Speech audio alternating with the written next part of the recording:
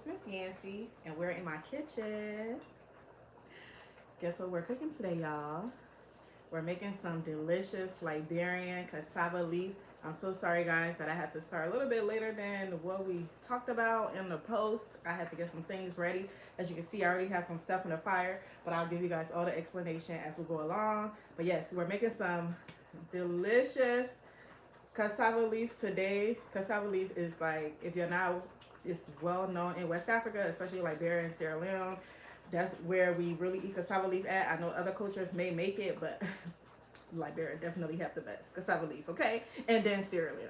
But but I love cassava leaf either from either countries.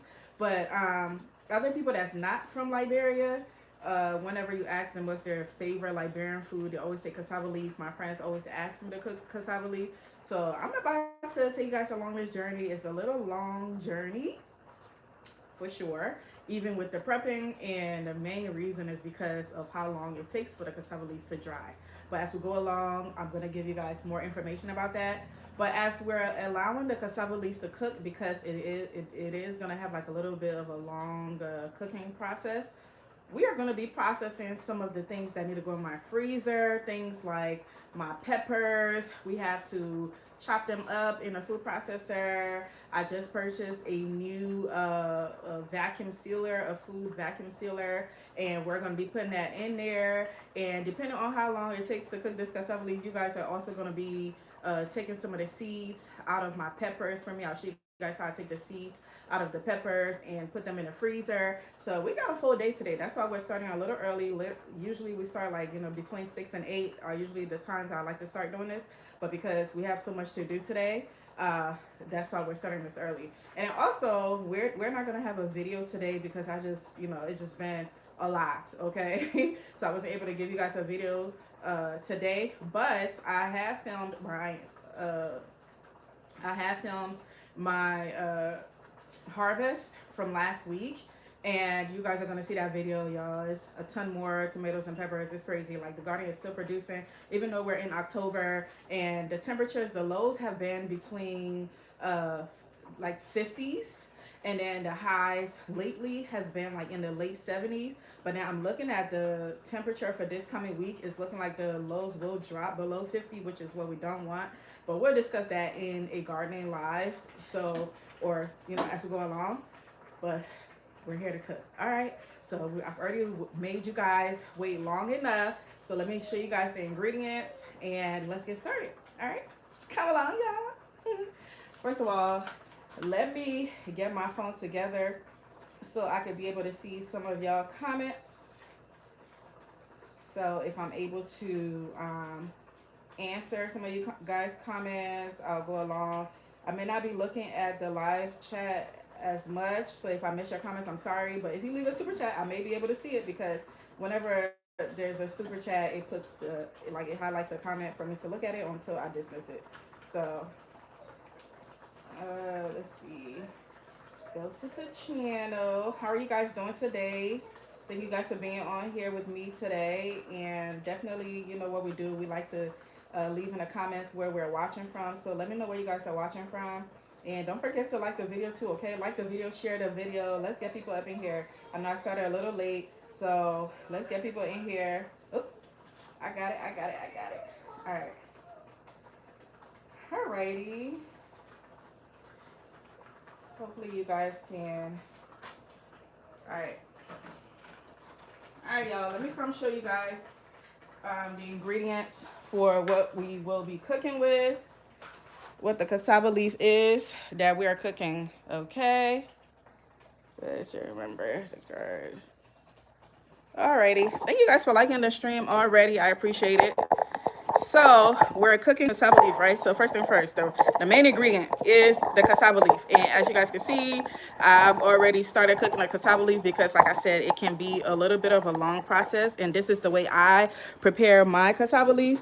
So let me load this stove. Y'all, this thing comes in so handy because this can get really messy. As you can see, already like been popping on top.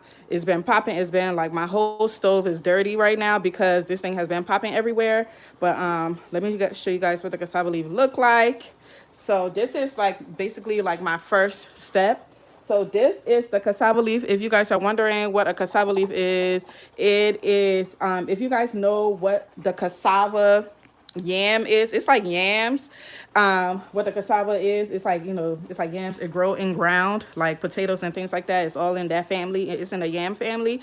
And the leaves that grow on top of the plant, that's what this is. Just how you would eat sweet potato leaves. That's what, like, that's like cassava leaves, right? So the cassava, you could eat the root, which grows in the ground, and you could eat the leaves. So that's what that is. It is green. When you purchase it, you know, it's not this color, is like a light green. And you could get this from the, I think you get this from like the Asian market, international market, or an African market. You could get it from there. Let me show you the brand that I'm using today. Where did I put that thing? So I'm using this brand. Let me see if y'all can see me.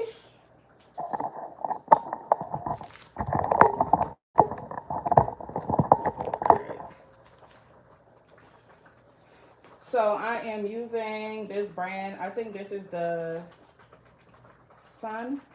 Dang, it's hiding. Is it like the Sunrise?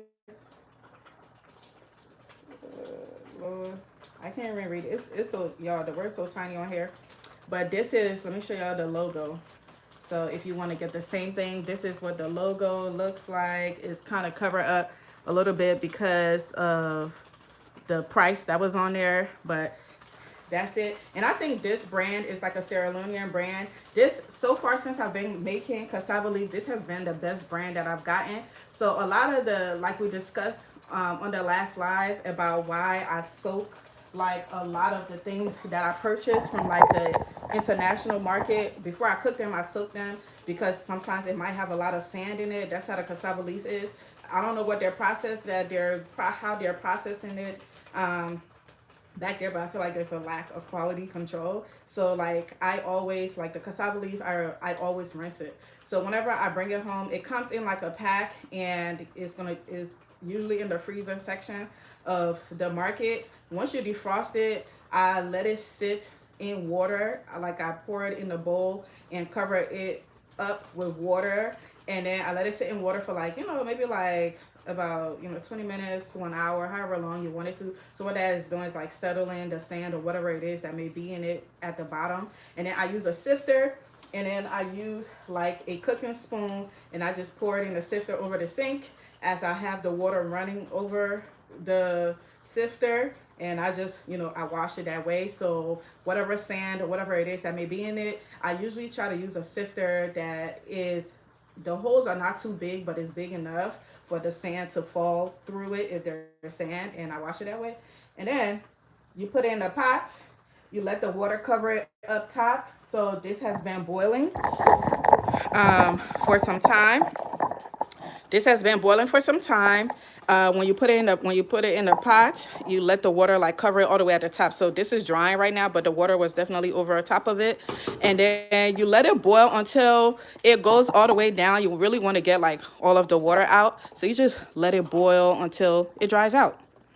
Okay, so that's the stage that we're in right now. I'm letting it boil until it dries out. Other people, they have their own methods of how they go about this, but this is how I do mine. And y'all, if y'all could get one of these, this come in really handy because this definitely pops up a lot. You know, as it's boiling, it pops up a lot. So if you don't want your stove to get dirty like mine, like my stove everywhere here is already dirty, and I have to like constantly wipe and, you know, clean as I go. But anyway, so as another main ingredient for our cassava leaf. Hey everyone, I see y'all saying hi. Hey y'all, thanks for being on here with me tonight. Please go ahead and like the stream and share the video. Thank you very much. Another main ingredient is the palm oil. And oh yeah, there you go, it's from the same brand as well. I think that says Sunrise. Yeah, Sunrise. I don't know what the white words say. If y'all could see that, let me know because I can't see that. It's too tiny. I need glasses. But yeah, so it's from the same brand. That's the same brand. I have the cassava leaf and I like the palm oil too. So, and I think this is a Sierra Leonean brand. And if it is, shout out to you guys because this so far, the cassava leaf I've gotten has been the best quality cassava leaf I've gotten so far from the African market compared to the other brands because I've had really bad experiences with other brands like quality wise. So after that, you already know, use whatever seasoning you want, okay? Y'all know my basic. I got garlic powder, onion powder, adobo, black pepper, whatever you want to use. But another one I will be using is the chicken Knorr cube. I will be using that or just the chicken Knorr powder. And then this is also a main ingredient. Definitely get you some ground shrimp, dry shrimp, ground shrimp, dry or ground, what's the other one? Crawfish. Definitely get you one of those. And then we have some garlic that we're gonna add. I would add ginger, but I don't have any ginger right now. I ran out, so, but I will usually add ginger. We have some chopped onions, and also you don't have to chop it, you can really blend it. And then as far as protein, this is what I'm adding in there today. I've already seasoned my meat. Remember, we season our meat overnight when we know we're about to cook, and just so that it can marinate very well. So I have some smoked turkey that I will be adding in there. I also have some smoked guinea fowl. So this is some smoked guinea fowl, which is aka chicken, but like the super hard one or the tiny ones. So I have some smoked guinea fowl, and then I also have regular guinea fowl as well, like that's not smoked. I also have regular guinea fowl that's not smoked. So that's what I'm using. You can use anything you want. I will be adding some dried fish as well. Remember the smoked barracuda that I like to cook with? I will be adding some of that, and I will be adding some smoked shrimp as well, but like the whole one. I will be using the whole one, and I'll show you guys that as we continue to go along. I am in Maryland, Zone 8A. So, but yeah, so that's what we're using. And so right now, since that is cooking, I will be using some spicy peppers as well, but you guys are about to see, we're about to create a mix.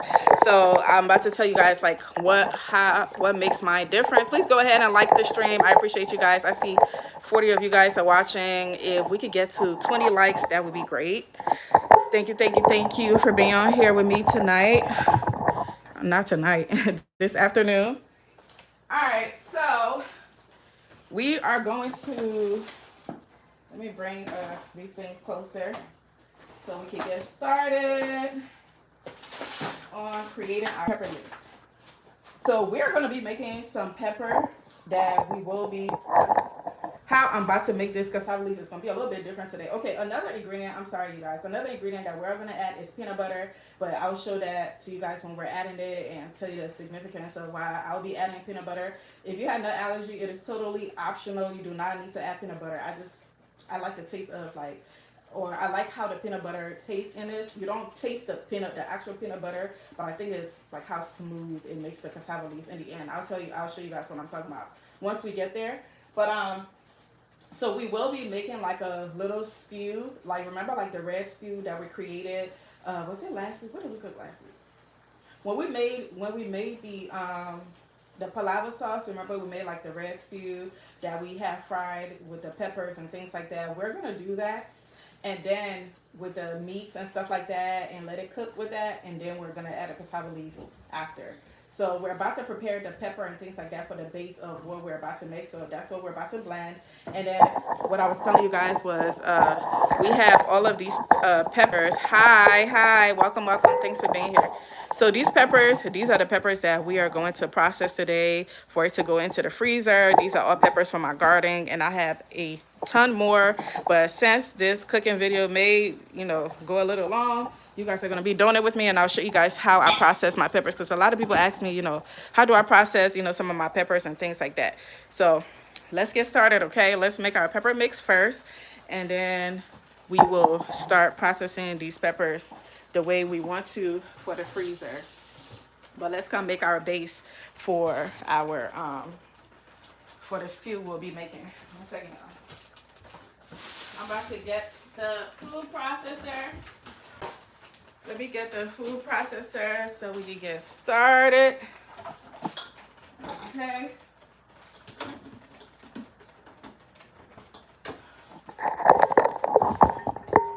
How are you guys doing? Welcome, welcome, welcome. Thanks for liking the stream. Let's get the 20 likes, y'all. Let's get the 20. Let's get the 20 likes. Welcome, welcome. Let us know where you're watching from in the comments, okay? Let us know where you're watching from. Thanks for spending the day with me. Alrighty. So we have our food processor over here. Let's go ahead and get started on peeling these because we need to let me see. But y'all, I am so, remember I was telling you guys about my remember I was telling you guys about my watermelon. Y'all, the watermelon is really growing big, but then with this situation that's coming with the lows that's coming this week, I'm really kind of scared.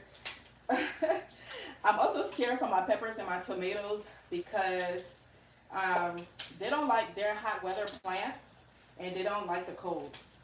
So I'm in zone 8A in Maryland, and if you are in like a cooler, like let's say you're in zone 7B or zone 7, let's say you're in zone 7 to 8, whatever.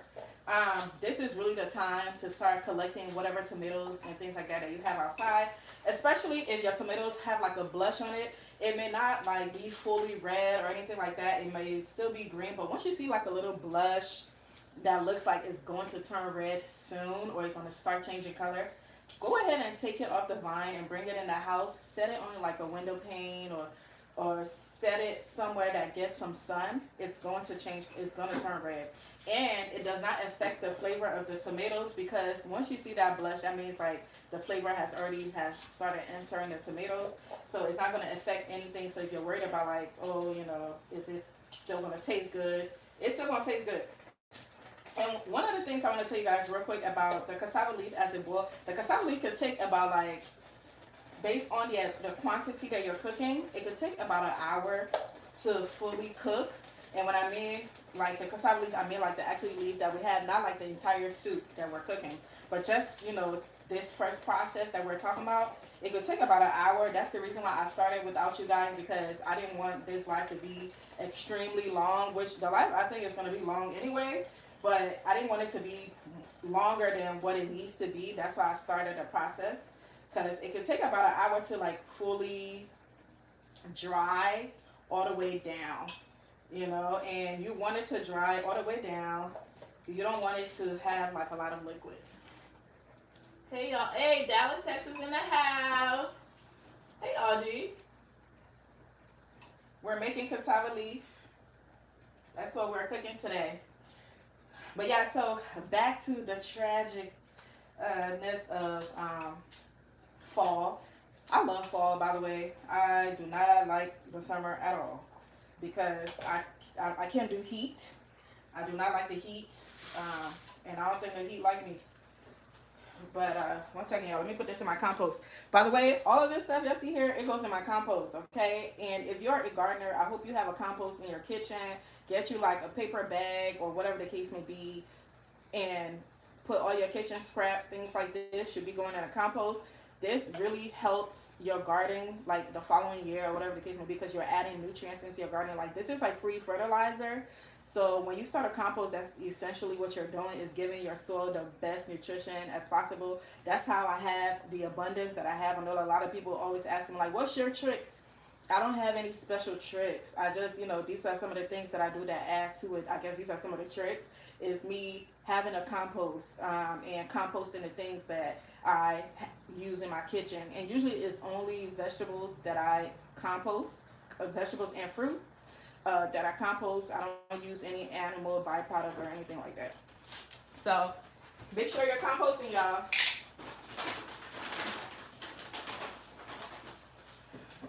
Alrighty. Hey, hey, hey. Let me know where you guys are watching from. Y'all gotta let me know. Let me know. Let me know. Let me know where you guys are watching from.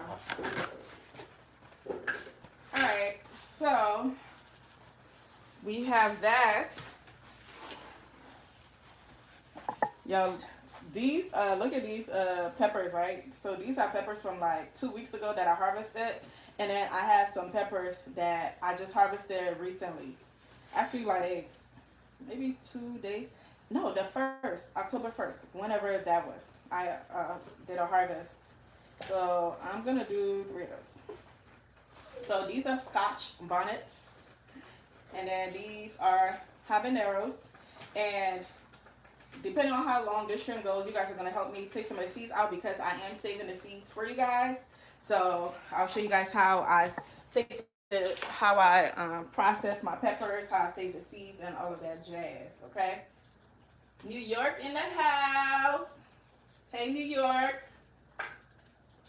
Thanks for being on here with me today. Today we will definitely be cooking with our big old pot, the one y'all like.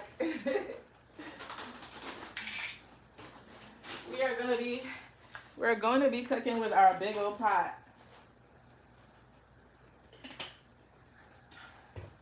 Let's check on our cassava leaf. I feel like I hear it drying, so let's check on it real quick.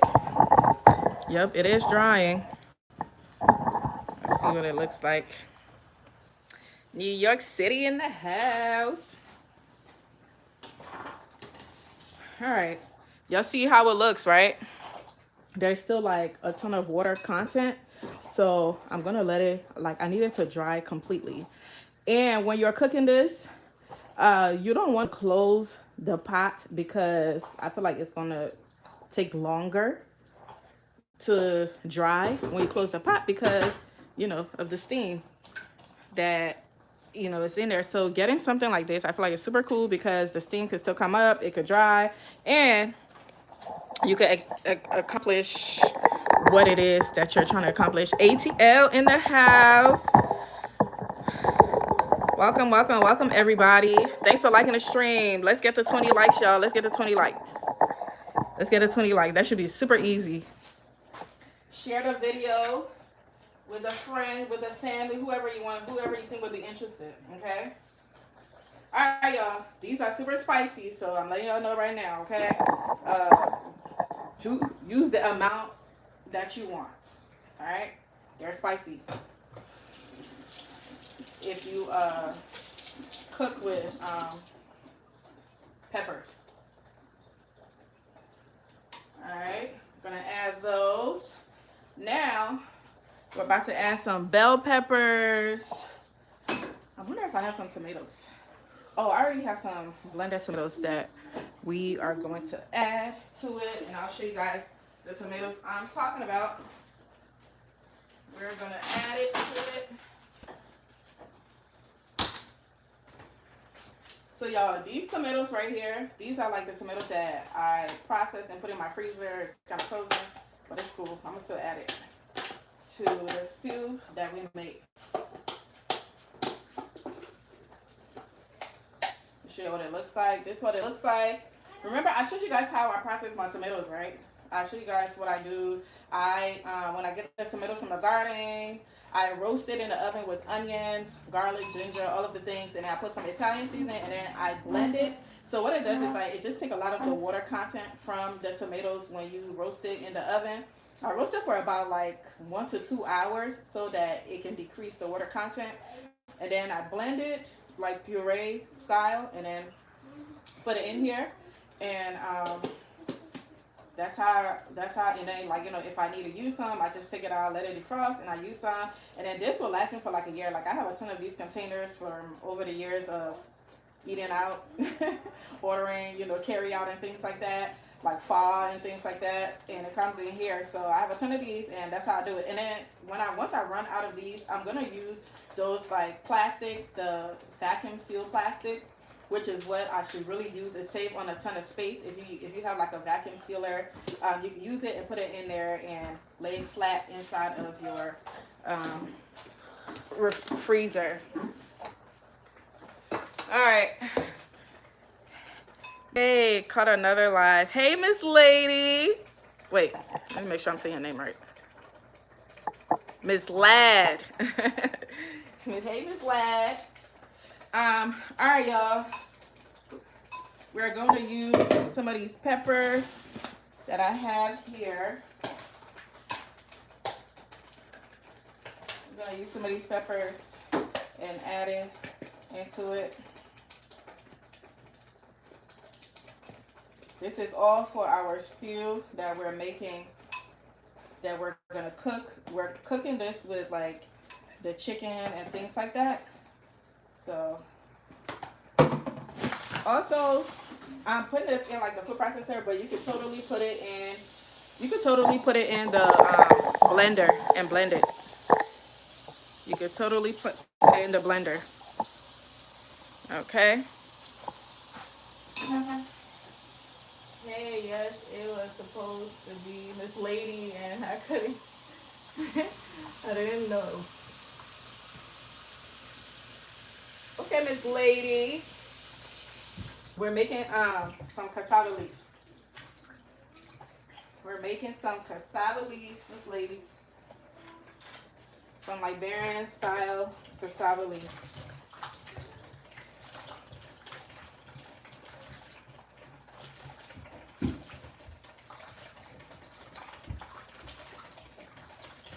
Yeah, I should have like processed these peppers a long time ago. These peppers that I'm showing you guys has been sitting in my fridge for a while. I just took all the seeds out for you guys, and I'm letting them dry out right now so I can add it to the store. For all of the seeds, for like the veggies that I grew this year, they're all going to be in the store for next year. I'm probably going to add it like in the beginning of next year or at the end of this year for you guys to be able to purchase them, so you could grow all these fabulous peppers that I grew this year. Everybody else, I need you to let us know where you're watching from in the comments. Come on, go ahead, drop it in the comments. Let us know where you're watching. I mean, where you're watching from. And then also, did you guys cook the pepper soup that we made the last time? Have you guys cooked it? Let me know if you cooked it. Let me know what worked and what didn't work. Let me know. Let me know what worked and didn't work for y'all.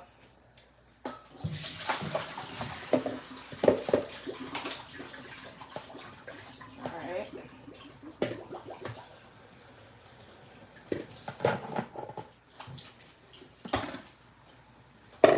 Okay. Oh, there must be some spicy pepper in here. This thing is making me sneeze. It's making me sneeze. So we're just going to process these. The cassava leaf is almost done. I can actually hear it getting like to the end of it being dried. So that's exciting. And then we can start cooking. And once we start cooking, you guys are going to help me process all of these peppers, and we're going to put them in our vacuum. We're going to vacuum seal them. We are going to vacuum seal them. We're going to chop them up and then vacuum seal them for the freezer.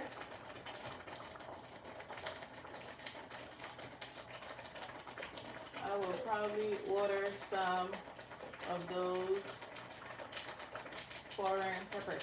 And I have a ton of them. Hey, I have a ton of those peppers. Let me see what the rest of them. So I grew like the buena mulatas. I don't know if you guys saw my shorts that I posted today.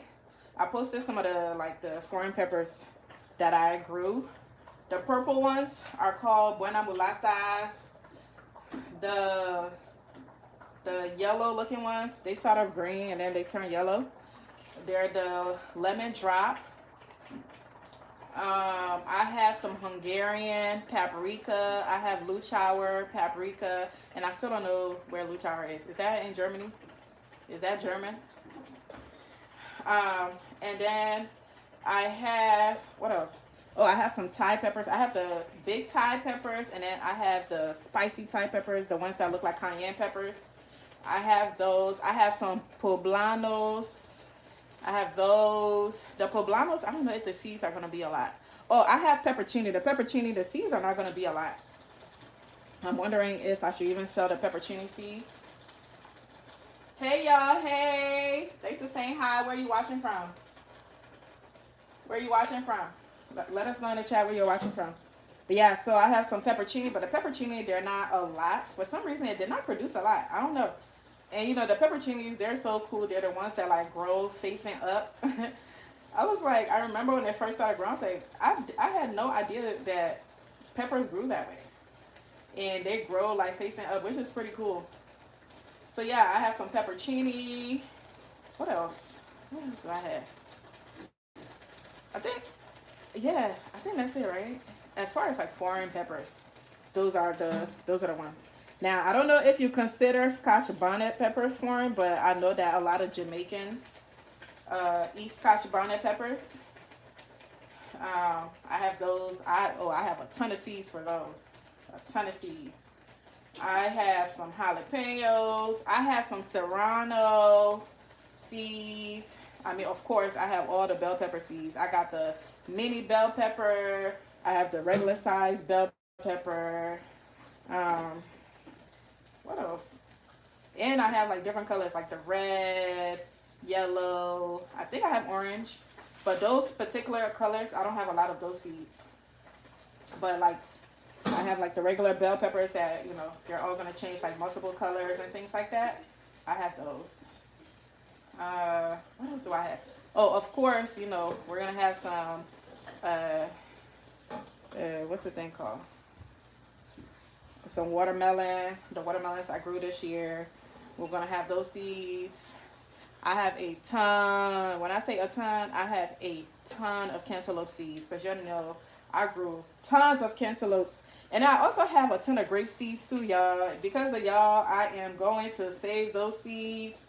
Everybody was asking me that they wanted those Concord grape seeds. So I'm going to save the seeds, y'all. Y'all made me save them seeds. I'm going to save them seeds for y'all. Y'all don't know how many it's going to be because I don't have that much patience. Because, you know, I have to take these seeds out. Like, I'm literally sitting and taking all of these seeds out, like, one by one. I don't really know how the people do it that sell these seeds, like the big companies, how they do it. I need to find out their tricks to see how to make it easier on me. Because I need to know. Alrighty. Let's go ahead and get this together. Let's see what you're saying. I grew, what she said? I grew chocolate beauty bell peppers. They were sweet and so freaking delicious. Ooh, that sounds good. You know what? I might experiment with some other bell peppers next year. Next year, I'm like, every year I'm trying to grow something I haven't grown before. So next year, that you guys are giving me some really good ideas. Next year, I am going to try to grow some, like what you say? What is it? Chocolate beauty. I'm gonna look into all the bell peppers. All right, let's see. We're gonna chop it up. All right. What the? What the hell? Okay. What in the world?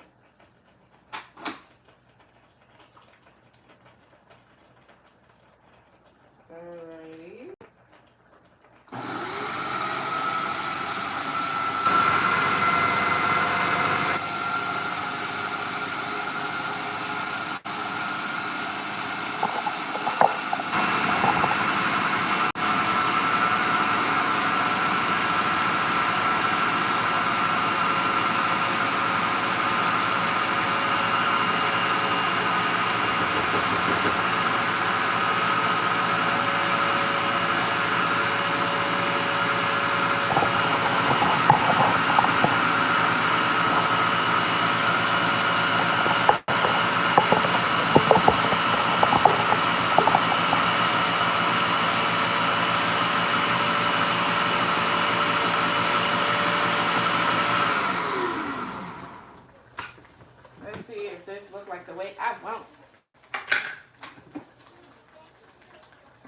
okay.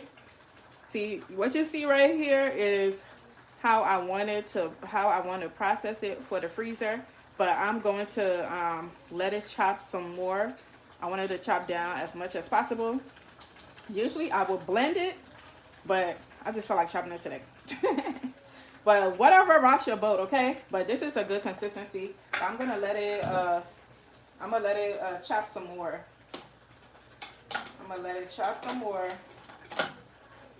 And yo, I'm about to show y'all. I got a new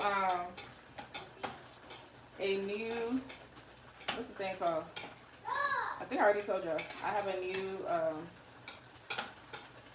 what is that thing called, y'all? Oh, vacuum sealer. I have a new vacuum sealer. Oh my gosh, y'all! I still have to harvest. My jute leaf. And I am dreading it because y'all, I don't know if y'all remember last year, it was a lot of work for processing those. It was so much work.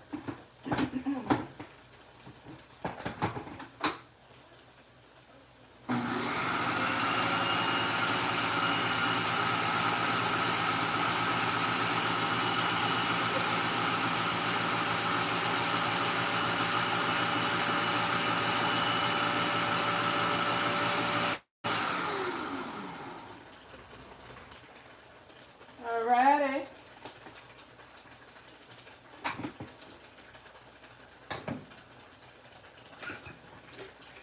Yeah, I am so obsessed with my new food processor. Y'all remember the struggle days? 2 weeks ago?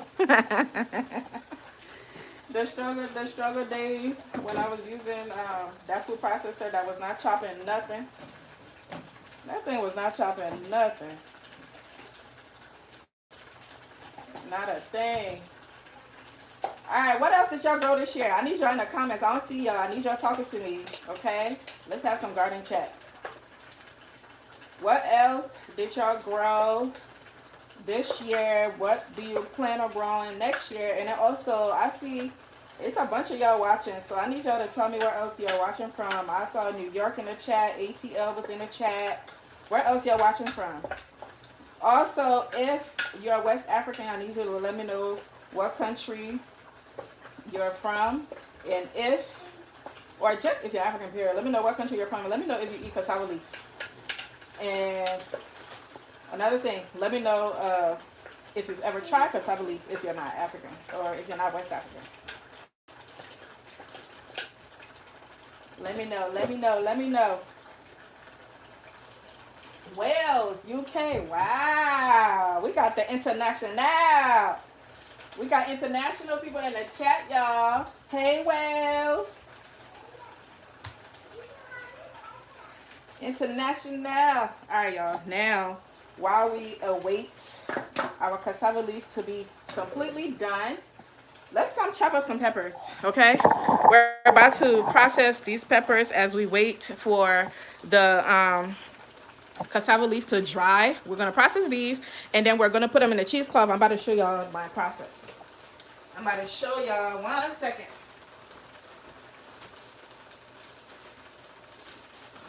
So, I got some cheesecloth from, I think, Walmart. You could just get you some cheesecloth. I've had cassava leaf in a West African dish. They use in egusi. Do they use it in egusi? No, absolutely not. Beef in a West African. Nope, they don't. That would definitely be a crazy combination. That would be a crazy combination. Now, I'm not knocking how other people cook, but that is definitely something I've never heard of. Is cassava leaf in egusi. Now, what I know that there are many different leaves that are used in egusi.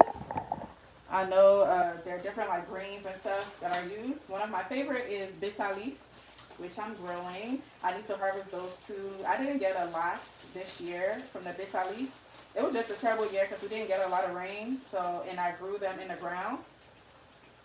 But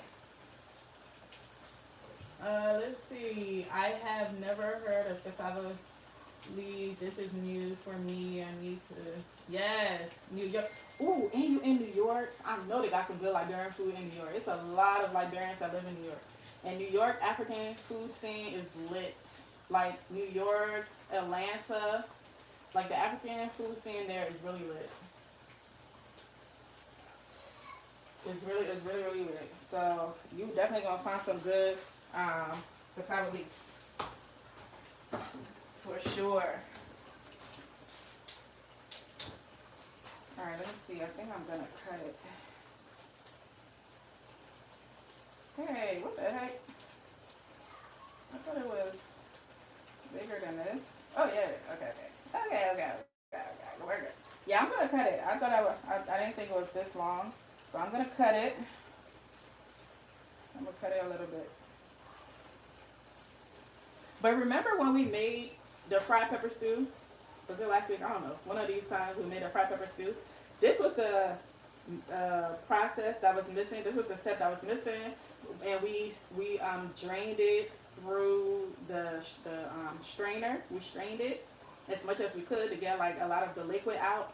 I think using a cheesecloth is much better because I feel like it gets all the liquid out for real because you're like wringing it out, like you're wringing clothes, like water out clothes. So I really like this method. So that's what we're about to do. So after we chop these peppers up, we're gonna wring it up in here, and then we're gonna put it in the I don't know why I keep forgetting, in the vacuum sealed bags. But we're gonna do that later. We're just about to chop it up right now and then squeeze it through here, and then we'll set it aside for later because there's just too much going on right now. But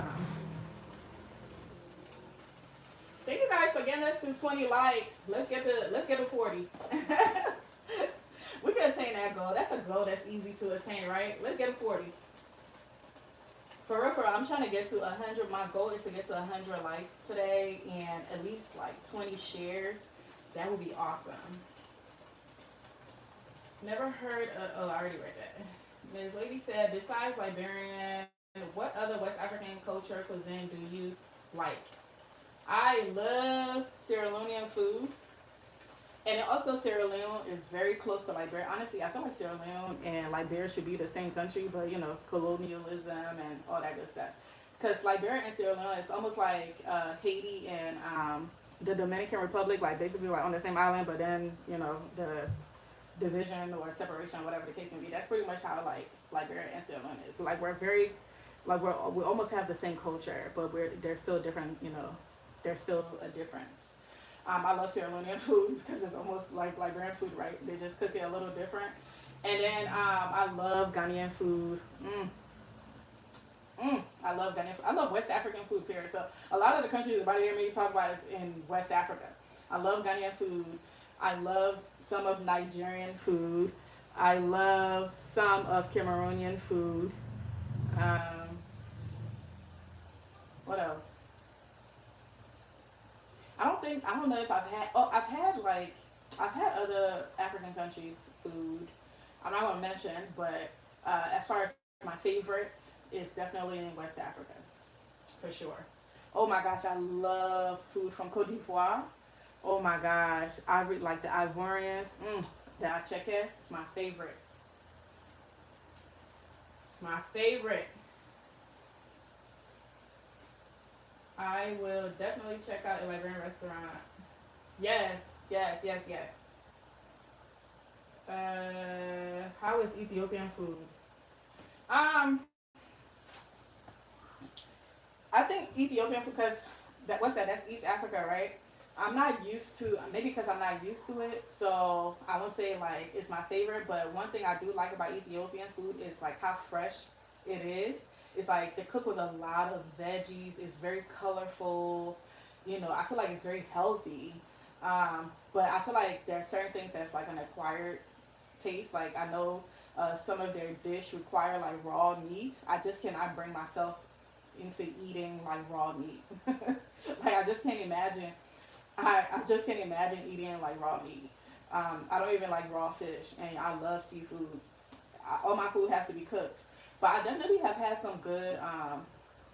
I'm trying to think what I definitely have had Ethiopian food. I had like this platter and it had like a bunch of like little things on it. One of the things I like from that platter is like their peas.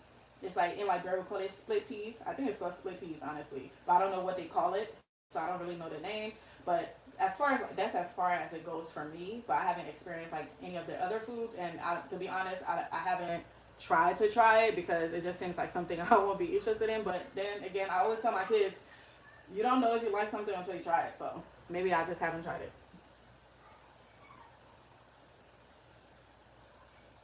All right, let's see. I go to this Congolese restaurant. I love the owner. Okay, I heard the food from the Congo is really good. West African all the way. Yes, I tried this in a Brazilian restaurant and it just didn't hit like West African food. I want to try Ethiopian. Yeah, Ethiopian food is very fresh. That's one thing I really like about it. I like how fresh it is. It just looks good, you know. Um, but I wouldn't say that's my favorite food. It's definitely something for me I have to get used to because I'm just used to the way we cook in West Africa. And even though there are like different countries in West Africa, uh, I just enjoy their spices more. You know, like we cook in West Africa, it doesn't matter which country, you know, like we cook with a lot of spices, with a lot of herbs, you know, and things like that. Like in Liberia, like we really value flavor. Flavor, it's like flavor over salt. So even if the food does not have salt, but if you're cooking it with a lot of like herbs and things like that, it's very aromatic. It just, you know, it flavored. Like that's why I always talk about like when you see me cooking, you won't see me like putting salt in my food that I'm cooking because like the seasonings, a lot of them already have salt in it, but I tend to try to use seasonings that have more herbs than salt because I really care about the flavor of the food. But yes, sir. Definitely. Let me know what is your favorite Liberian dish. Ooh, child. I have too many. And then the ones that are my favorite, I feel like you guys might not like it because it's very cultured. It's like an acquired taste type of thing. So one of my favorite Liberian food is called tabagi. And tabagi is made with a bitter ball. You see the bitter ball that I'm growing in my garden? I always show it to you guys, but I don't really talk about it a lot because I know a lot of you guys are not going to care because you don't know the significance of it, but a lot of people that do eat it will know, like Liberians, and then Ghanaians call it garden eggs. But yeah, tabagi is like my ultimate favorite. Another one of my favorites is called dumbo. Dumbo, so it's like dumb boy, right? But Liberian will call it dumbo, right? So it's almost like fufu, but it's like made with like cassava and yams, like just different. Like it's like made with like cassava, right? And it's the way they beat it into like a fufu like consistency, and then the soup that's made for it, it's like pepper soup, but it's a little slimy, or it draws. That's my favorite. That's my favorite. And then I'm trying to think. I love like all Liberian food. I like cassava leaf. Cassava leaf is not like my favorite because I feel like things like cassava leaf are things that's always wanted in the house. Like everybody always wanted, so it's like I'm always cooking it. So I tend not to care for the things I always cook, but those are like the crowd favorite. Like people like you that may not be where I'm from, that would be your favorite because it's something that's easy to digest. Like as far as like taste wise, it's not something that's like, oh, it's an acquired taste. Like I think anybody that eats cassava leaf will like it. It's very easy to like. And another thing that people will probably be wondering why I'm not including it is like jollof rice. First of all, Liberia have the best jollof rice, but the reason why it's not my favorite is because like I'm trying to compare it to something in an American household like that you guys like have all the time. Jollof rice is like just something. It was something that was in the house, like having bread in the house or something. You know, if you want to make a quick sandwich, like jollof rice is just like a staple in the house that's like always there. If you don't have anything, jollof rice is there. It's always made. It's always in the house. So that's why it's not my favorite. But like they definitely have the best jollof rice. What else? Like a lot of the food I like are food that draws, like that's a little slimy, that may not look appetizing to you guys, but it's very appetizing to me. I love okra. Okra is one of my favorites. I'll eat it any kind of way, fried okra, okra soup, and with fufu. And I will make some okra. I have some okra here I'm going to make for you guys that I got from my garden. I'm going to make some okra. I'll probably make some okra next week. But I hate cooking okra on live because I feel like a lot of trolls come up in here like they're so disgusted because of the way it looks. But that's just how it is. It draws. But yeah, okra is one of my favorites. So a lot of things that's like my favorite from Liberia are things that like draws, like that's a little slimy, you know, and things like that. Because I like to eat fufu, you know. Um, yeah, there are many more, but we gotta get going. There are many more. Let's see before I go. I hope I answered your question. Continue to let us know where you're watching from. I don't know how many likes we have right now, but I hope we're at 40. Can we get to 40? So let me. It sounds like the cassava leaf is dry. So we're about to start cooking. Honey, you'd be surprised. This African blood in me be craving West African. It's like my body remembers its roots. I love me some slimy okra, but my family gets grossed out. I'm built different. I feel like once you get past, like, and I'm speaking for people that's not African, once you get past the fact that it's slimy and you just think about like the flavor of it, like it's so good. Like sometimes, like whenever I see people like so grossed out by okra, like I just don't get it and I don't understand. But I understand, you know, it's a cultural thing. You know, it's, if you're not used to seeing something like that every day, okra is so normal for me. But like that's like one of my favorite soups. It's one of my favorite. I love seafood okra. Like when you got all the crabs, fish, shrimp, all the things. Okay, from the ocean. There's this I don't know if it's a fish or whatever it is it's in the ocean. We call it kiss meat, and I'm trying to see what it's called here. Is it called? It's called like is it periwinkle? I think it's called periwinkle or something. I don't know what the English name is, or you know what it's called here, or what the real name is. But in Liberia, we call it kiss meat. I love having that in my okra. Like seafood okra is like the best for me. I love me some okra with some palm oil. Man, I eat that with rice. I eat it with fufu. I eat it by itself. But yeah, you built different, girl. All right, y'all. Let's get started. Let me cut this real quick. Let me show you guys what the cassava leaf look like. Let me show you guys what. Ooh, we are almost at 40 likes. Hey, thanks, y'all. I finally tasted my Star of David okra. It tastes a little different than the other okra I grew that I got from the store. Yeah, I don't know what the different names of the okras are, but the okra that I grow, they're like, I don't know the name of it, but I know they're just regular okra that you get from the store. I don't grow any like specialty type of okra. I just look for the one that looks familiar to what we eat, and that's the one I picked to grow. All right, y'all see? There's no liquid. This is exactly what you want. All right. I thought we were about to come and cut the peppers, but this has dried. So we're about to get our cooking started. This is really, really good. It still have a little bit of water in it, but for the most part, it's definitely dry, and I'm very, very happy about this. Very, very, very, very, very, very happy. But while that's done, let me go ahead and get the peanut butter so we can start processing it, because we're about to get that big old pot on this stove, and we're not going to have space for anything else. Hi, Miss Yancy. Hi, Nikki. Do you have dishes you make with beans? Yes. Oh my gosh, beans is another one of my favorite, y'all. Beans tabagi. Remember I told you guys I like tabagi. There's another one called beans tabagi. I'm going to make that with you guys as well. And I also love like kidney beans. And I'm going to show you guys a good way to make kidney beans. You guys can make it for like Thanksgiving. And we use like smoked turkey necks. Like it is so good. So good. It's a great like add to your table for Thanksgiving. Why I thought cassava leaf looked like spinach. No, it doesn't look like spinach at all. Not at all. All right, we're about to make our peanut butter that we're going to add in it for later.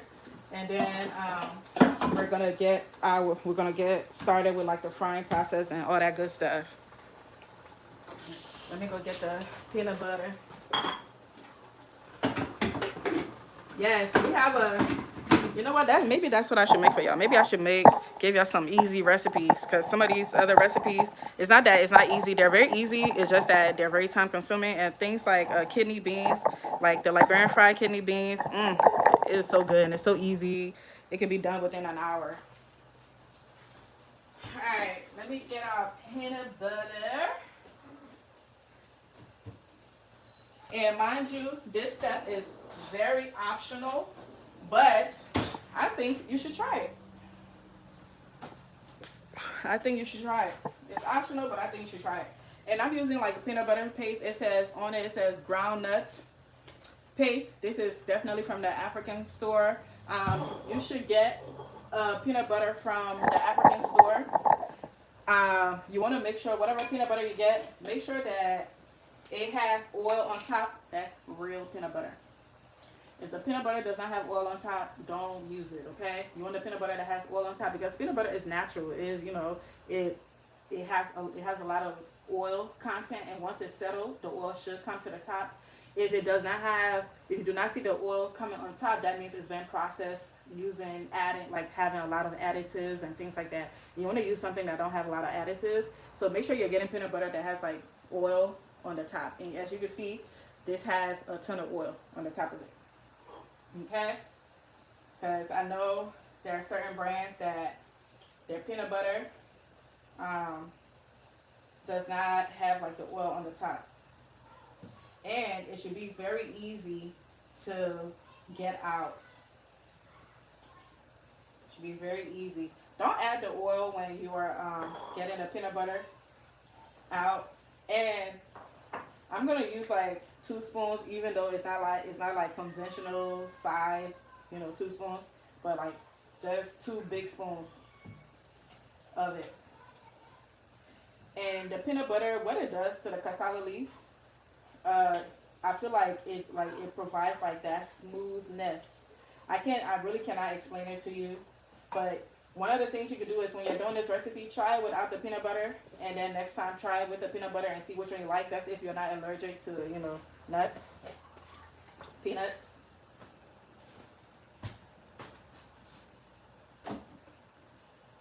Alright.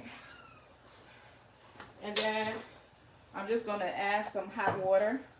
This is water that's been boiling, and then I'm going to let it sit. So what I'm going to do is just try to stir this, like you're going to like try to liquefy the peanut butter.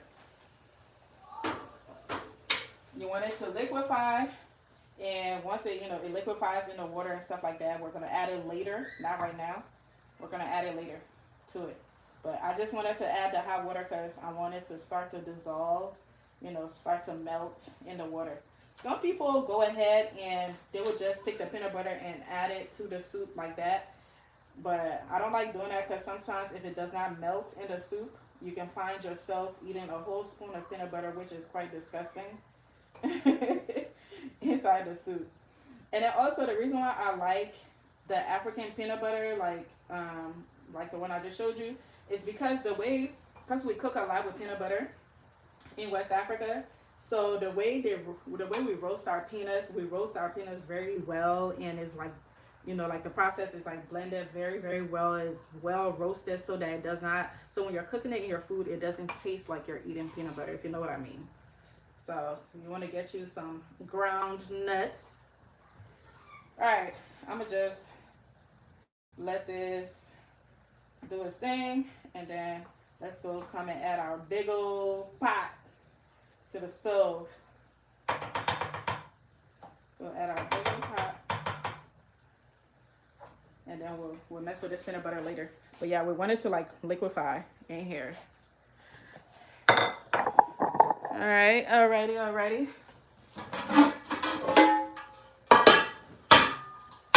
Let me get my pot. Y'all know we using this big old pot, right? My favorite pot. Continue to let us know where you guys watching from in the chat, y'all. Let us know. Continue to let us know. We're going to be using our big old pot. Alright.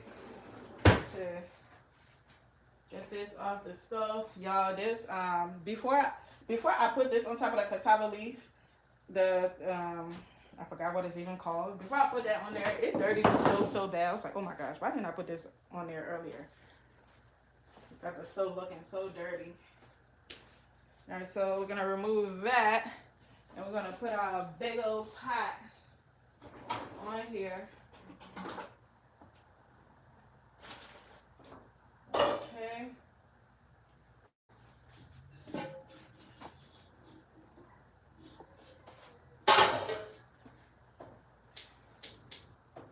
Gonna turn the stove on. All right.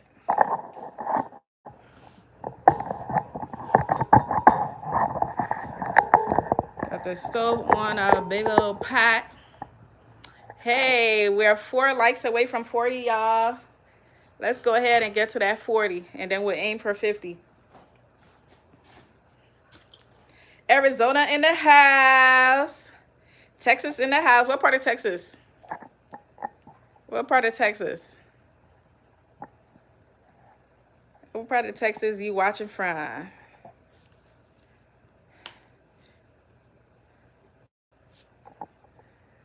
All right.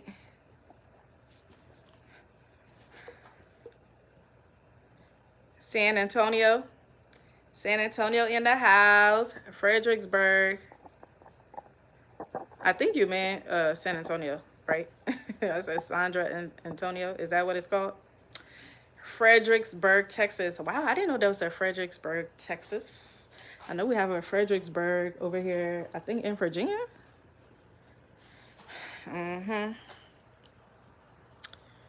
Hey, so right now I'm just letting the pot dry out because I rinsed it. And then we're going to add the oil to it. I'm wearing gloves because I'm dealing with peppers, and I don't play with those peppers. They're not about to burn my hands. Y'all know, I told y'all already, those peppers, they're wicked. Very wicked. It's an hour from San Antonio. Oh, okay.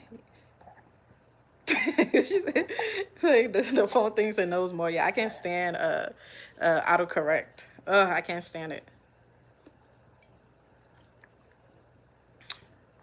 I cannot stand autocorrect. All right, y'all. I'm using this big old pot because I'm cooking a big old pot of food. Anyway, we're about to add our oil, the palm oil. That's what we're using. And this time around, it doesn't have to be bleach, you know. Oh, what did we make last time? Oh, fada stew, the fried green pepper. So this does not have to be bleached. It just need to get hot. The last time it needed to be like bleached oil, but this does not have to be bleached at all. And you're wondering why I added that much is because we're cooking a big pot.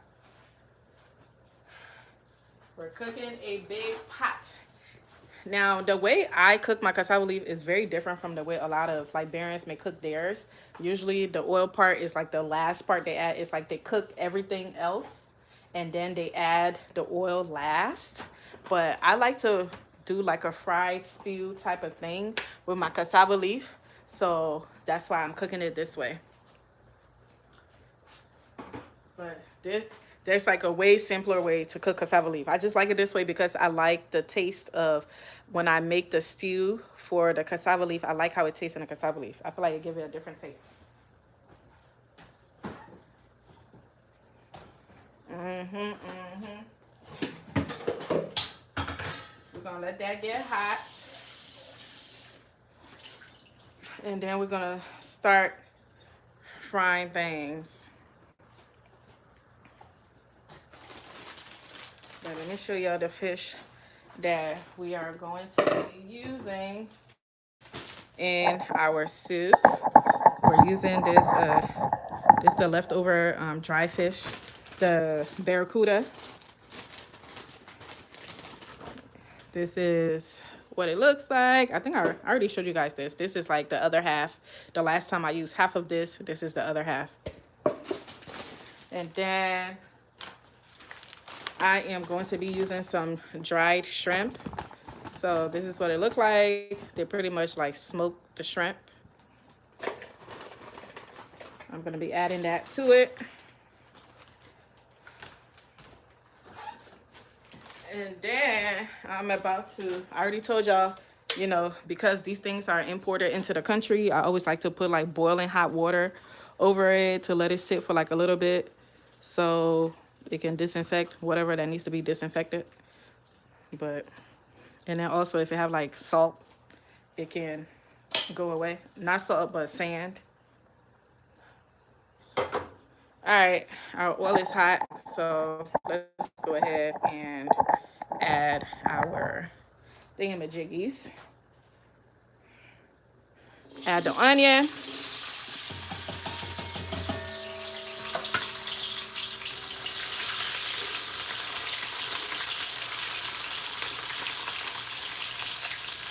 Let's go ahead and add our peppers and stuff that we just created.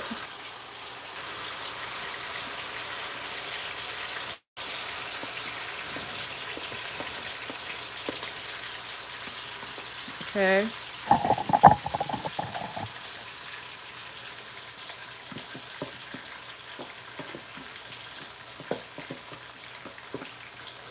We're gonna let it fry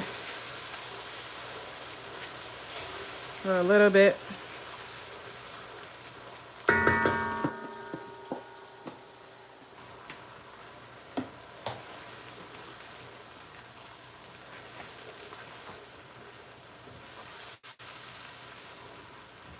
And let it fry a little bit. While it fries, we're just gonna be adding some spices to it and stuff.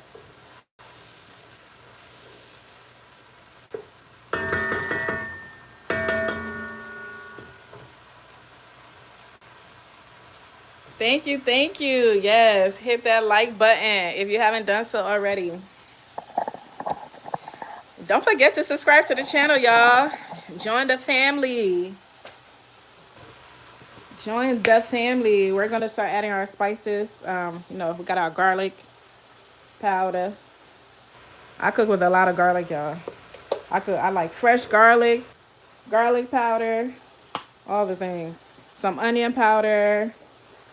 I'm gonna add some onion powder. I know y'all like, damn, that's a lot. It is, but that's how I like it. We're gonna add some ground hot pepper. So this is like dried. It's like dried and stuff. Just gonna add a little bit because we already have a lot of pepper in there, some spicy pepper in there. I'm gonna add some black pepper, ground black pepper. Alrighty. Let's add some adobo.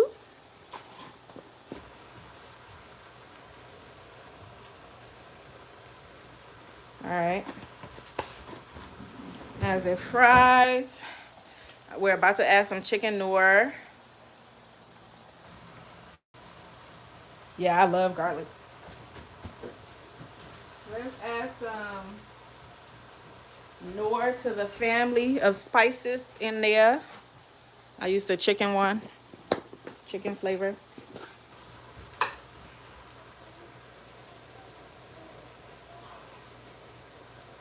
If you're wondering why, if it looked like I'm adding a lot, it's because this pot is huge, y'all.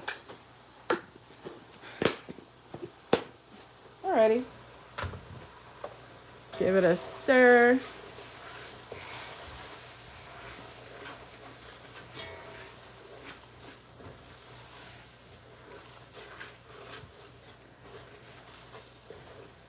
But while this is definitely cooking, we're going to while this is frying and stuff, we're going to be chopping up our peppers that I was telling you guys about. All right, y'all, we're gonna add our tomatoes that we blended. I mean, our roasted, these are roasted tomatoes. We're gonna add it to that. I know it's frozen, but it's cool. I'm still gonna add it. That's what it look like, y'all. Gonna add some of that. It'll melt in the pot. And this is not like a fried stew we're making anyway, so it doesn't have to fry for like a long time. This doesn't have to like, fry for a very, very long time.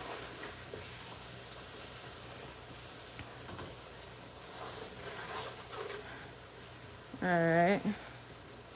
While it's doing its thing, I'm about to add the meats that I'm cooking with to it because I wanted to cook with it. I wanted to marinate in there with the stew that we're making. Let's see what you guys talking about. Thank you for the tips, subscribing. Oh, thank you so much. I appreciate it. YouTube live. Thank you. Thanks, guys. I really appreciate you guys. Yeah. Thank you, guys. I appreciate it. Thank you for all the love. Just watching this is giving me hot flashes, but I know it's gonna be good. Why you getting hot flashes? You think it's spicy?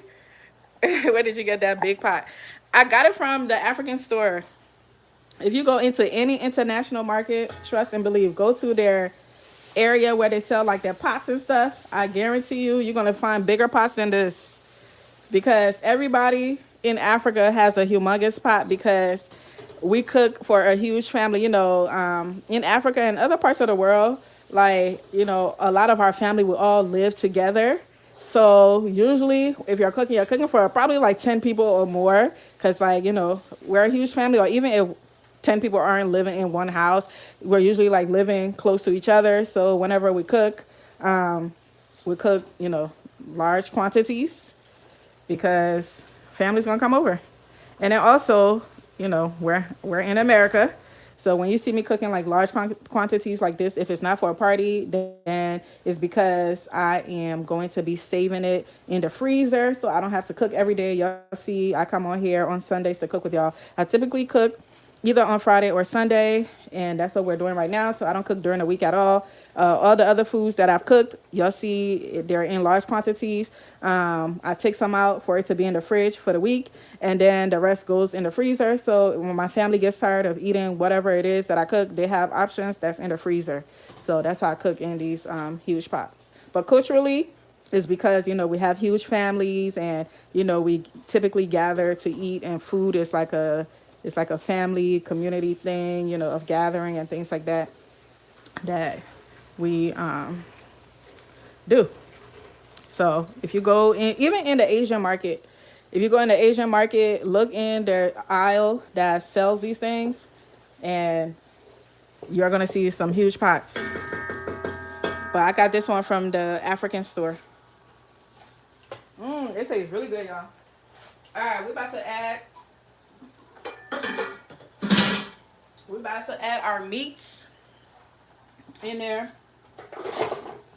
Okay. Y'all know what we're cooking with, right? We got some guinea fowl. I'm cooking with guinea fowl. And I think I already explained to you guys on my other lives, but if you're new here, I cook a lot with guinea fowls. I don't like to cook, when I'm cooking African food, I don't use regular like American chicken because it breaks up in the soup quite easily. And I like the chicken to be, together in the soups and stuff like that, because a lot of African food requires a lot of stirring. And when you're stirring it, I hate when it breaks up in the food. So I like to cook with guinea fowl just because I think it tastes better than regular chicken, the flavor wise. And then, yeah, it doesn't break up in the food. I'm also using smoked turkey. So this is smoked turkey, if you're wondering. And then I'm also using smoked guinea fowl as well. So that's the protein for today that we're using. I don't think I need all of this meat, but I don't know. The more the merrier. The more the merrier. And I'm sorry if you guys are writing me, I cannot see it. If it scroll past, I'm not gonna be able to see it. But I know that if you I think when you leave like a super chat, it stays on the screen, so I'm able to come back and look at it and read it. Let me see. Let's see. Let's see.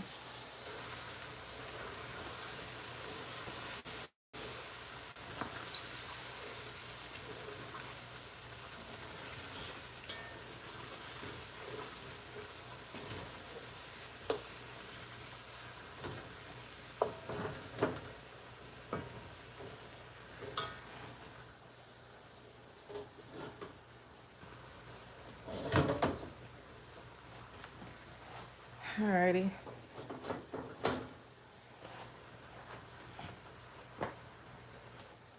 Thank you guys for liking the stream. We definitely surpassed 40. Hey. Thank you guys. I need to go look at that cassava leaf and see. Oh, crap. And see if we truly need all of this meat. 1 second. Let me look at a cassava leaf real quick and see if all the meats are necessary, and they're not. So I think this is the amount of meat I'm gonna keep in here for sure. Maybe y'all can see what I'm doing. I wish I had a tripod that could go a little higher than that. So I really want y'all to see the beauty of this stew. And this stew that we're making, you could totally, once it's done, you could totally eat it like that with like rice and stuff. You don't need to even add anything else. But this is, I always, whenever I'm cooking, this is typically like the base that I like to create, like this particular stew. And then I add whatever it is that I'm cooking to it, because I think it make it taste better. I think it make it taste better. Alrighty. We're about to let it cook. I'm about to cover it up because the chicken has to cook.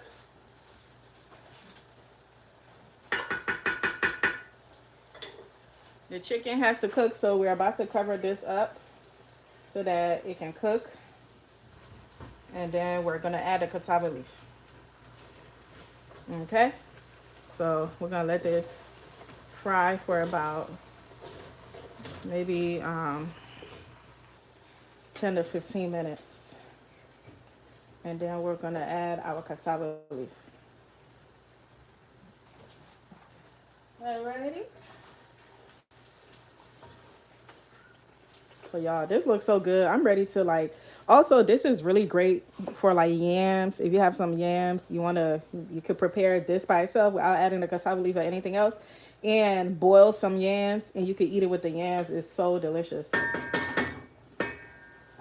And whoever said they were having hot flashes, this is definitely spicy. Let me get the top. All right, we're gonna let it fry. We're gonna let it fry for like 10 to 15 minutes. We're gonna let it fry because we want the chicken to cook, the fowl, the guinea fowl.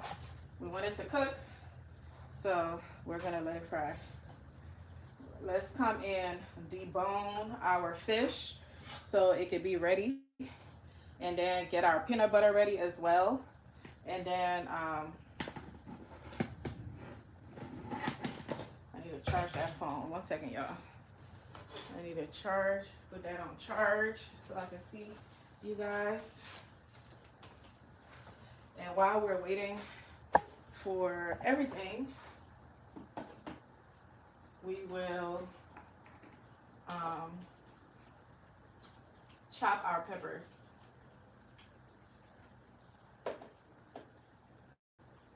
We will chop our peppers. All right, let's come get our fish together.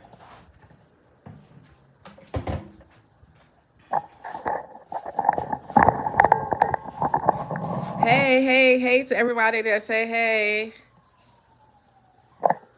I wish I could understand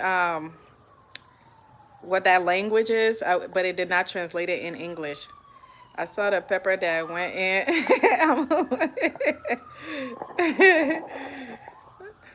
That's so funny. Keela said, I saw the pepper that went in. I'm a wimp when it comes to spice. I hate that like jollof rice. It's so good, but too spicy. Yo, that if you are preparing the jollof rice, you do not have to add, as many peppers as you probably see whoever is cooking it, because we definitely love some spice. I don't know. It's almost like my tongue doesn't feel it like that anymore. I feel like I probably have ruined my tongue, my taste, because yes, I can taste like how spicy it is, but like I be feeling like I need more. You know, I be feeling like I need more, and I need to chill. I don't need to be putting all them spice in, like the peppers and stuff like that in there, but I just can't help it. Like, oh my gosh, like living with my grandmother. Are you kidding me? Like your tongue will be on fire, and it is what it is, and you start young too from eating pepper, so it's like you get used to it. 'Cause- oh my god, yes, Phyllis, cassava leaf can be eaten. Oh my goodness, cassava leaf is so delicious, girl. What did you say? I need an ice pack just to go to the bathroom. All right, y'all funny. Now I need an ice pack just to go to the bathroom. That is so funny. But yes, Phyllis, cassava leaf can be eaten. No, I hope you're not growing it and throwing it away, because it surely can be eaten. Oh my God. I know there are some countries that grow the cassava plant and they just grow it for the yams. But yes, honey, it can be eaten. So I'm gonna put all the heads of the so these are like the heads of the shrimp. I'm gonna put it in my blender. I'm gonna put it in the blender and then just save the rest of it. But y'all, these shrimps, they're so good. Like the smoked shrimp, it is so delicious, y'all. So delicious. It's my favorite. But I always like to make sure I wash it, because only God knows if I'm about to eat sand or not. I can't see y'all comments right now, but I'll look at it soon. But mmm, like the smoked shrimp and stuff, and like the dry fish and things like that, it just adds flavor to the food. You know, it just add like an extra flavor to it.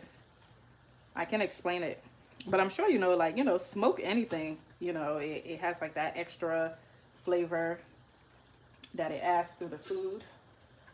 So I really like smoked things, like smoked meat. I don't really eat red meat, but if it was smoked, I really like. Oh my gosh, I love smoked turkey. Oh, it tastes so good. There's like a suya place in like where I live, and it's like a food truck. It's on a food truck, and they sell like smoked turkey. It is so good. I like it better than the beef suya. And it's like, man, I feel like not everybody know how to smoke, food. Not everybody know how to give like that good smoke. And like the people that know how to smoke stuff, like, man, I feel like y'all talented. I have a smoker outside. I have never used it. I bought it with the intention. I actually bought it from Facebook Marketplace. And I bought it with the intention to smoke my turkey, because I really love smoked turkey. And I always say, like, you know what? You know how after Thanksgiving, all the turkeys go on sale? I'm like, I'm going to go buy them turkey, because I cook with smoked turkey so much. Why not smoke my own? So my intention is to buy the turkeys after Thanksgiving, and then like smoke it. Buy like a bunch of turkeys after Thanksgiving, and then smoke it real nice. Real nice. I love smoked fish, especially this particular fish. This is the smoked barracuda. It is so delicious. Like every time, like I always take a bite of it. I love it in my food. And it is very expensive, by the way. Very, very expensive. Like the the piece that I just um broke off, like this half of the fish that we're cutting up right now, can easily be like $20 over here. I don't know if we're actually, I do know we are being taken advantage of because it's imported into the States. So, but the barracuda fish itself is very expensive.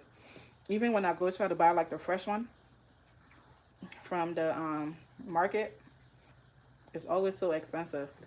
But I want to buy like the whole barracuda and smoke it myself like this. Chop it up and smoke it, and then that way I save some money. But we'll see if I have patience for any of that.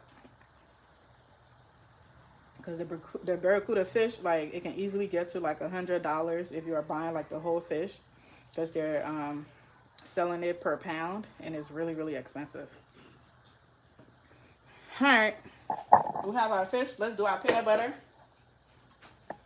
Let's make sure our peanut butter is looking the way it needs to, because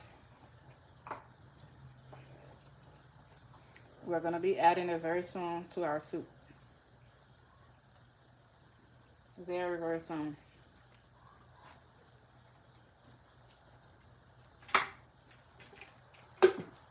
Let me add some more water.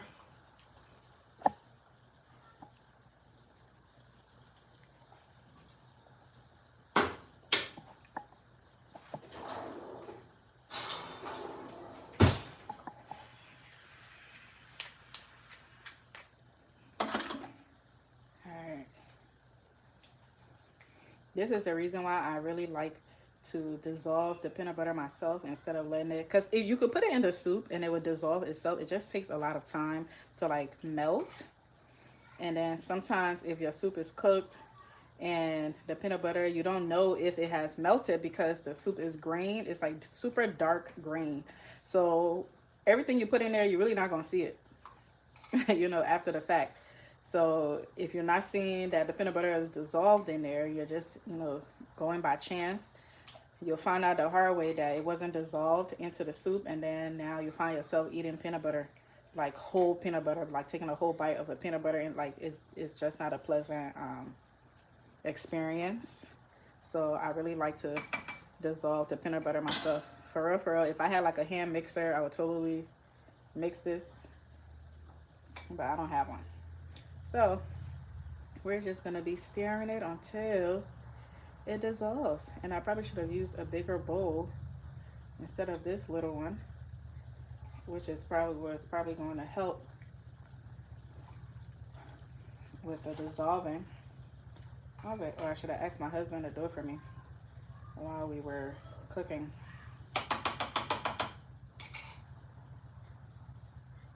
Babe, are you up here? Bio, is he asleep? Oh, you're sleeping? Sorry, don't worry about it. I'm sorry. You're sleeping? I was gonna ask you to help me dissolve the peanut butter. Can you help me?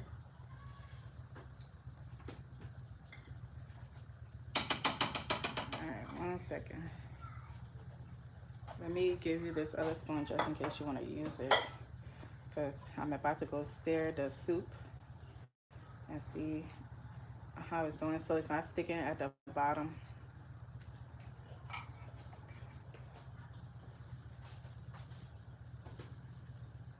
All right, y'all, let's check on our soup while my husband is dissolving the peanut butter. Let's see what you guys talking about. I had a peanut butter chicken soup before from a restaurant, and it tastes like straight peanut butter. Ugh, that's disgusting. That's like the worst thing ever. It's like having peanut butter is something, and it tastes, I know it's like, okay, it's peanut butter flavor, but still, it should not be tasting like you're eating peanut butter.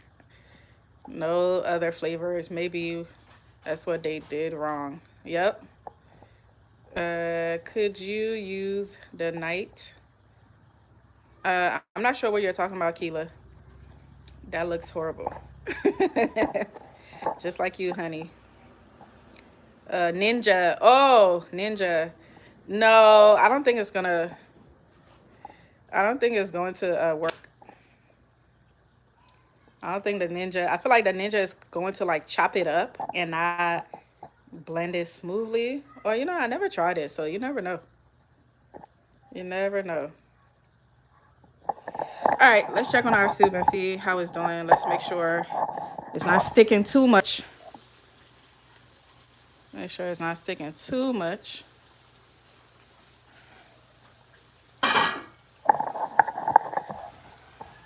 It's definitely sticking a lot. But it's doing what I wanted to do, so.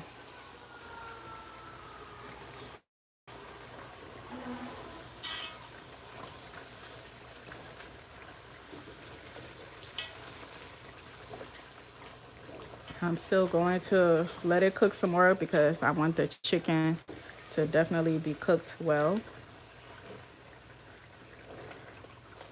The smoked turkey is definitely fine because it's smoked, so it's really already done. But like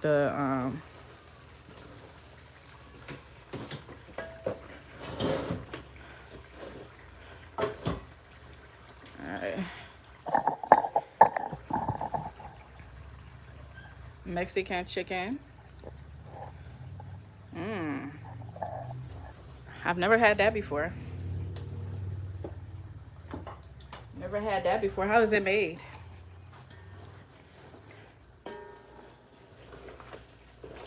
Chicken mole. Is it chicken mole or chicken mole? I've never had that before.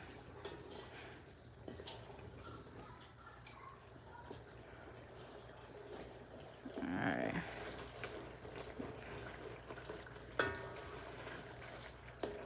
It's looking good though. It's looking very, very good.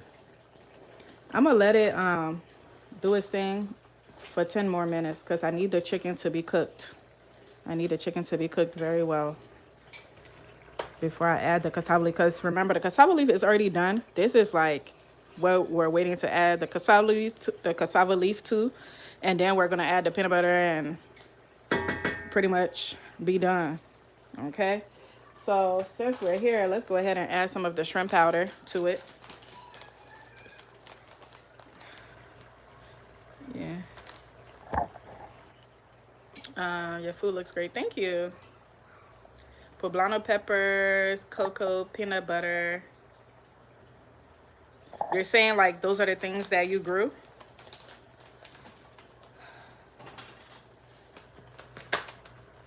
Is that what you're saying? Is that what you grew?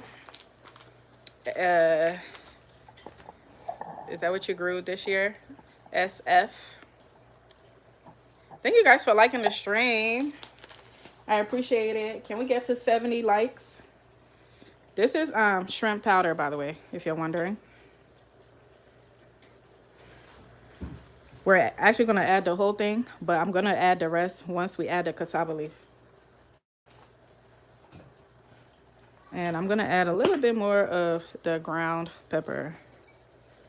So this ground pepper is spicy, but it's not that spicy. It really just adds a lot of flavor. One of my favorite peppers to cook with is Cameroonian pepper. It's very spicy, but it has a great aroma. And I've been looking for it in the store, but I guess the vendor that typically provided to the African store near me hasn't provided it in a while. So I got to deal with this other brand that I'm using. But I love Cameroonian pepper. It's my favorite pepper to cook with for flavor and for the spice level.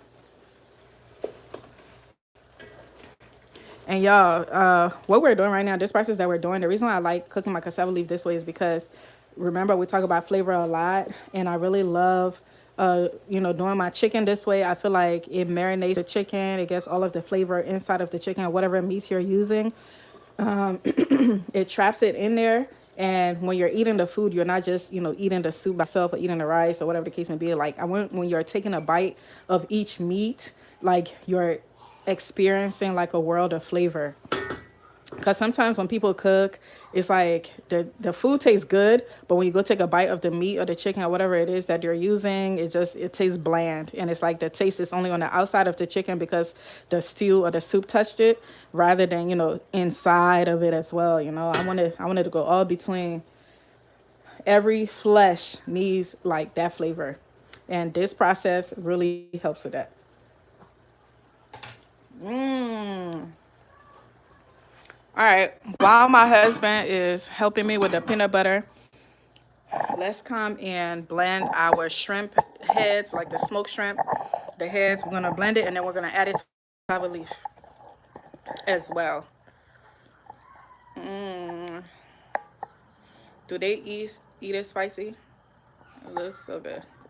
Are you talking to me? Oh, yeah, you guys might be talking to each other in the chat. Oh, it's like a sauce. Some of you guys are like speaking a different language, and I'm so sorry, but it's not translating it to me. So I have no idea what you're saying. It looks so good. Yes, you do. They eat it spicy? Do who eat it spicy? Are you talking about my kids?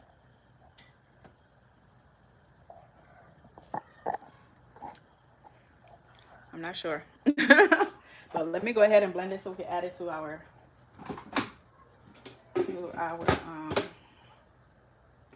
soup. Uh-oh.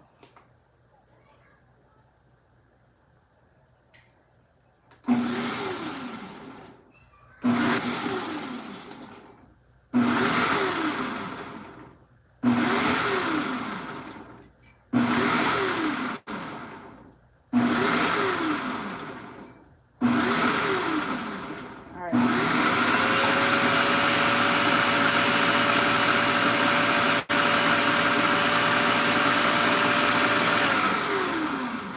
Thank you. Let me get this 1 second. Show it there. I'll put this in the sink. Okay. I mean, it's still like a little. There's still like a little bit in there, but it's definitely better. It's better. All right, y'all. My husband just finished with our peanut butter. This is what essentially it should look like. Uh, you know, mixed very well. We did a very good job. Uh-oh, did it spill? All right, well, our chicken is cooking. We can start actually working on some of these peppers that we talked about getting ready for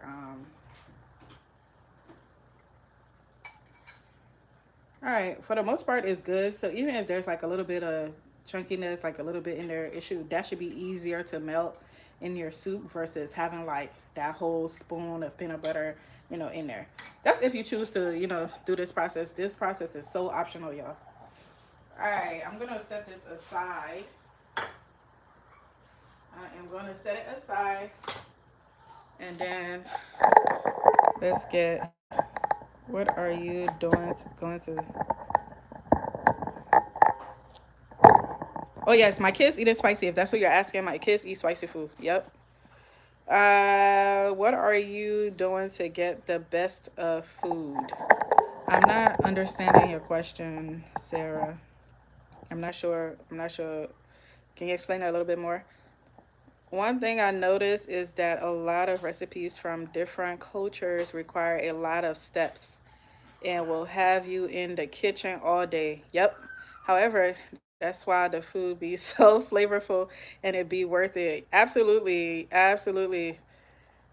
Yeah, absolutely. African food definitely is made with love. You will be in that kitchen for some time, but that's one of the reason why we prep a lot. So, you know, like y'all saw, like the meats and stuff that we just used, right? Like the chicken and things like that. What I would do is like the day before, if I know I'm about to cook, the day before, you try to do as much prep as possible. You know, you wash your meats, You season it so it can marinate, in the fridge. Because all of those things take a lot of time. Like if you're cooking like the type of meats that I'm cooking, like things like crabs, you have to clean stuff, right? Fish and all of those things, you got to clean it. So, it's good to like prep those things like the day before. And then, um, 1 second, y'all. You wanna prep those things like the day before. I feel like this should be blended more. I want this to be blended more. I'm gonna put it back in here because I want it to be blended more. But yeah, so you have to do like a lot of prep. Prepping is gonna save you on a lot of time. Where once you prep like a couple of days before, even down to chopping the onions, the garlic, the ginger, whatever it is you're using, prep everything. Whereas now, all you're going to do is like, so you're not doing everything in one day and then you get exhausted because it can become exhausting.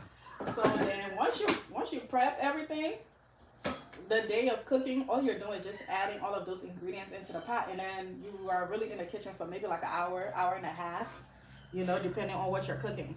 So prepping helps you on a lot of the time. So if you know in advance that this is something that you want to eat this day, like I ask my kids and my husband like, what do they want to eat? I always ask them like, what do you guys want me to cook? Based on what they tell me they want to cook, I try my best to prep, before, because they know typically when I cook is on the weekend. So I try to, prep whatever it is I need.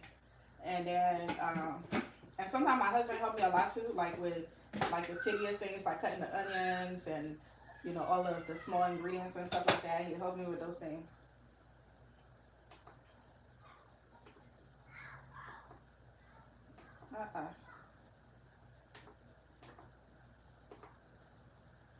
Y'all, I'm still learning this blender.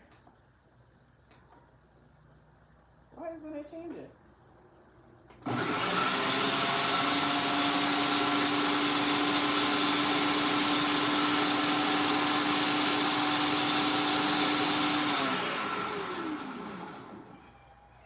Alright, I think it's better. Alright, let's come and we're about to add our cassava leaf to the pot now. Let's see. Yes, prepping. I love the ninja. Couldn't live without it. Man, I am in heaven, okay? If you've seen what I was dealing with prior to this, for some of you guys that's been on here with me for a while, you know what we was dealing with. I think it's called, yes, cassava leaf soup. That's what we're cooking. If somebody is asking, what are we making? And y'all see me adding like the water from the steam and stuff back into the pot is because we're not essentially frying this, so it's fine. You can add the water. You can totally add the water. So I'm just going to add like, this is the blended smoked shrimp heads. I'm adding it to the pot. Where is my spoon? All right. But yeah, you're asking if my kids eat spicy food. They sure do.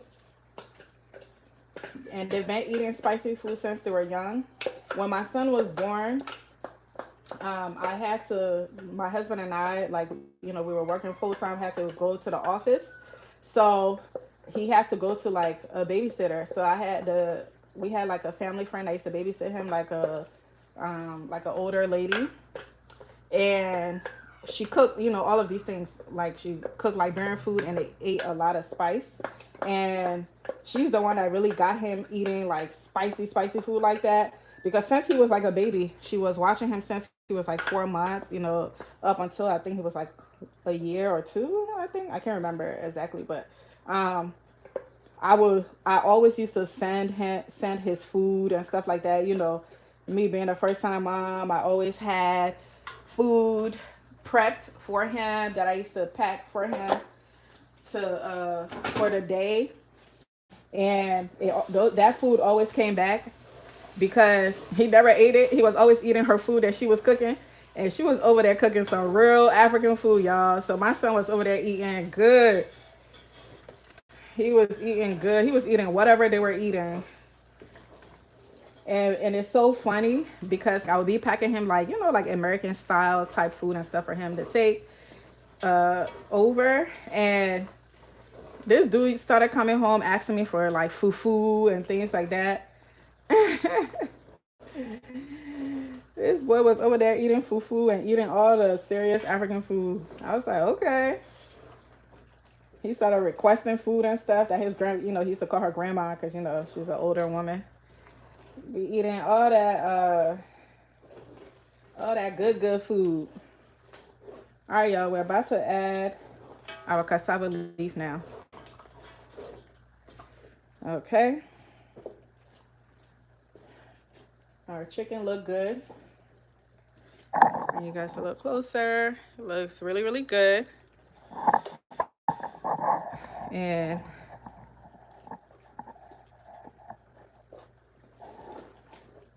we're going to add our cassava leaf. I'm going to take this out real quick and try to cut it just to make sure that it's done. Because we're not eating no raw meat over here. But the soup is going to be cooking for a little bit anyway. So I just need to make sure. Because the guinea fowl is very, very hard. Whew, Lord, so hot. It is so good. All right, y'all, about to add our cassava leaf.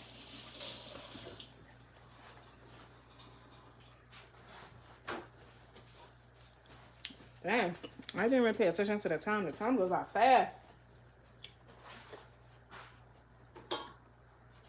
All right, y'all. This the cassava leaf. Add it to the pot.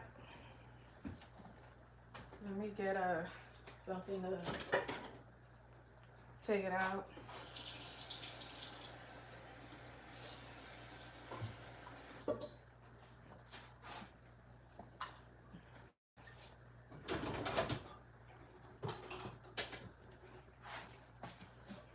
I'm gonna get all the cassava leaf from the sides.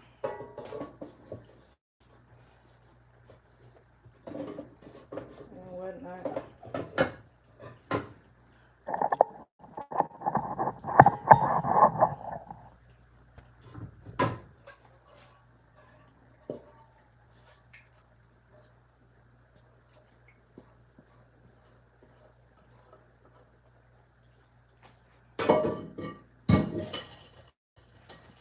Alright.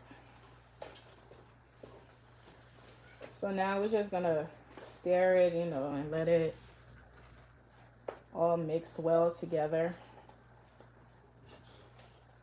Let it mix very, very well.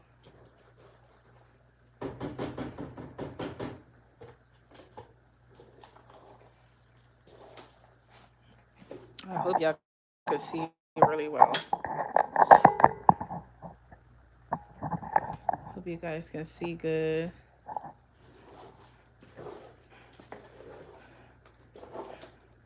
This is definitely a lot of cassava leaf.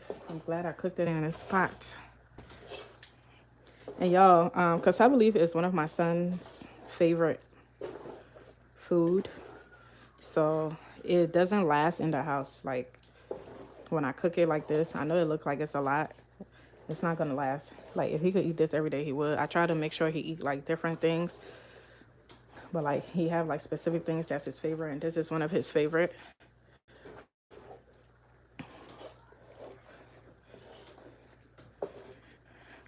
So I know he's gonna be really happy that I made this today. Ooh, child. Now my arm getting tired. My arm getting tired, child.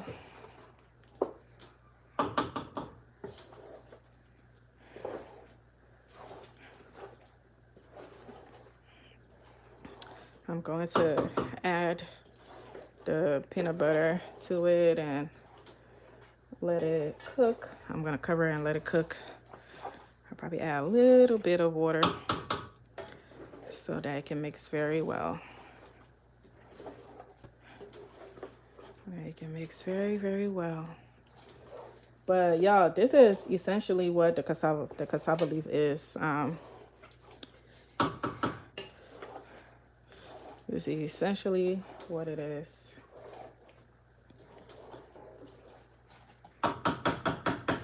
Whew.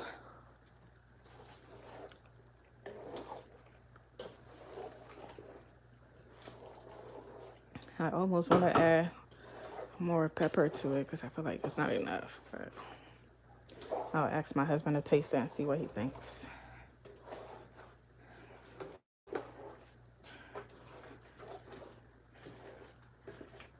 Huge. Yeah. You see what I mean? Why I really like to use guinea fowl when I'm cooking? It's because you see all this stirring we're doing. If you're using regular American chicken, it's gonna break up. I mean, it's not like bad that it breaks up. I just don't like it to break up. Because I like when I'm eating my food, I like to put like a chicken wing or thigh, whatever, on my plate and be able to eat it separately from my food. So I really like to, I really like to use the guinea fowl when I'm cooking, especially like African food, and stuff like that. Because it requires a lot of stirring just so it can mix very well. I really like cooking with wooden spoons, but I need like a long one. I haven't seen anyone like that, like a super long, wooden spoon where like I don't feel like my whole hand is inside the pot. Like where it could be like at a good distance. And whenever you're cooking with like anything like these type of pots, you don't want to use any type of like spoon that's like going to scrape the pot, because all of this aluminum or whatever it's made of is going inside your food. So you want to use something like this when you're cooking with these pots. You don't want to like scrape it too much so it doesn't get mixed up in your food. We have enough toxins that we put in our body that we're not aware of. So wherever we can help it, we try our best, because at this point every and anything can kill you. Every day you find something online that is doing something to you. Like today my husband showed me something that Ziploc bags, they're being linked to like dementia or something like that. I'm like, oh Lord, I use them things all the time. All right. Whew. Let's go ahead and add our peanut butter. Now we're cooking cassava leaf. We're cooking cassava leaf. Ooh, child. All right, we're gonna go ahead and add, because this still needs to be mixed in. This still needs to be mixed in.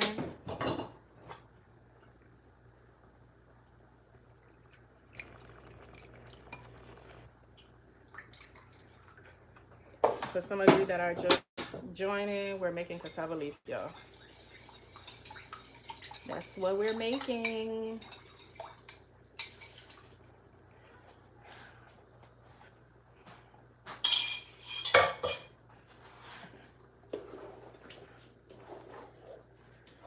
We're gonna allow it to mix very well and boil.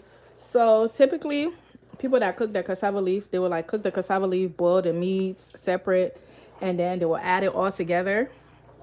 And then towards the end, once it reach this stage where it seems like the water is low, then they will add their palm oil on top and mix it in. But I like to do mine the way I just showed you guys today. The other way I just mentioned is definitely easier, because it's like you're just throwing everything together.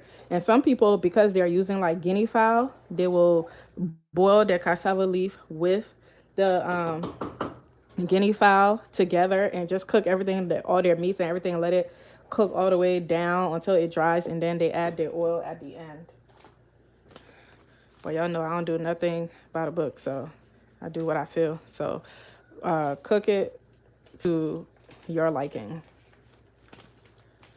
This is shrimp powder that I'm adding.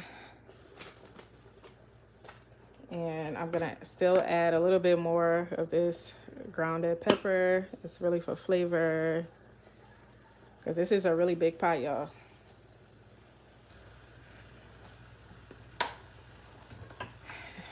And then we're going to add our fish. Is guinea fowl a type of African chicken? I think so, yeah, because I don't think Americans cook with it, but it is like an African chicken. When I first came to America, I've never seen chicken look so big.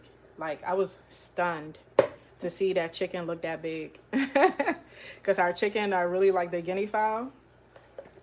So I was like, whoa. So, I guess, we have the American chicken and then the African chicken. So the African chicken is the guinea fowl.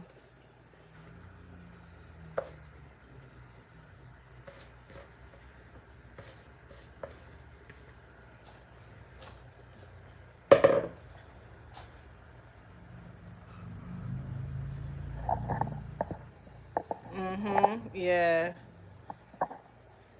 Yeah, it does. I've noticed that, Miss Lady. I've noticed that. It's like, just let the animals be, man. Why we gotta always add all these extra things that's not needed, right? Why we gotta add all these extras?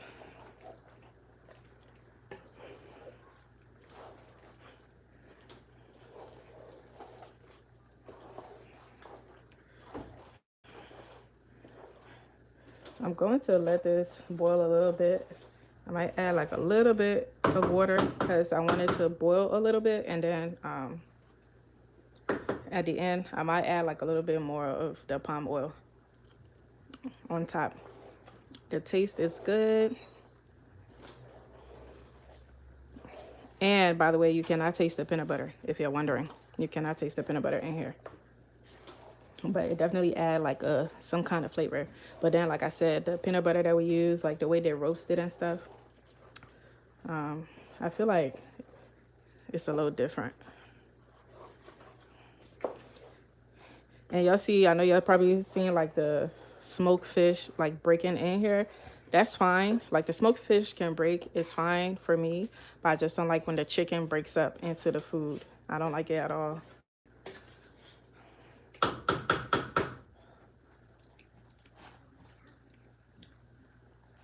Can you do a taste test for me? It tastes good to me, but I just want to get a second opinion. Babe?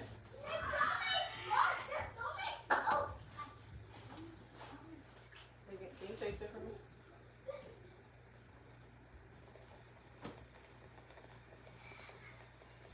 You want to taste it?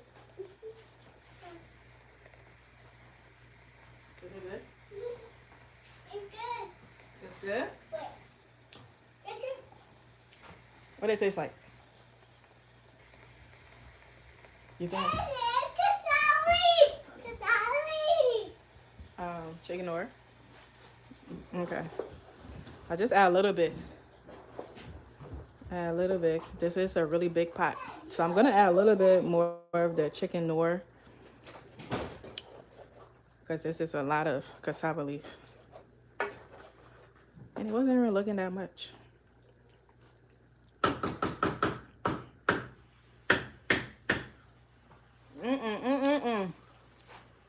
It tastes good. I'm gonna add a little bit more chicken noir. Add a little bit of water, just a little bit. And then we're gonna be done, y'all. We're pretty much done, honestly. Do you use Maggi? No, I use the chicken bouillon. This one. The Knorr chicken bouillon. And then there's also the cube for this. I use that. But I like Maggi. I don't mind it.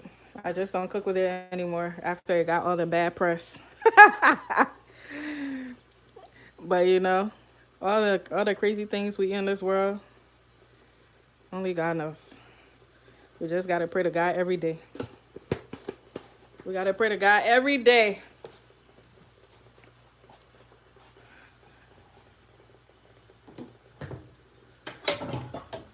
Add a little bit of water.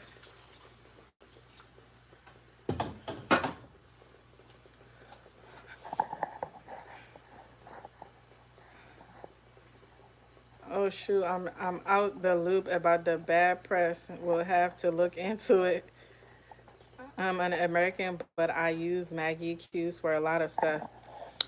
I mean, when I say bad press, it's like, they talk about like, Maggie having MSG in it. I don't know if you remember, there was a time where it was like MSG, it's not a good thing, it's genetically made, yada, yada, yada.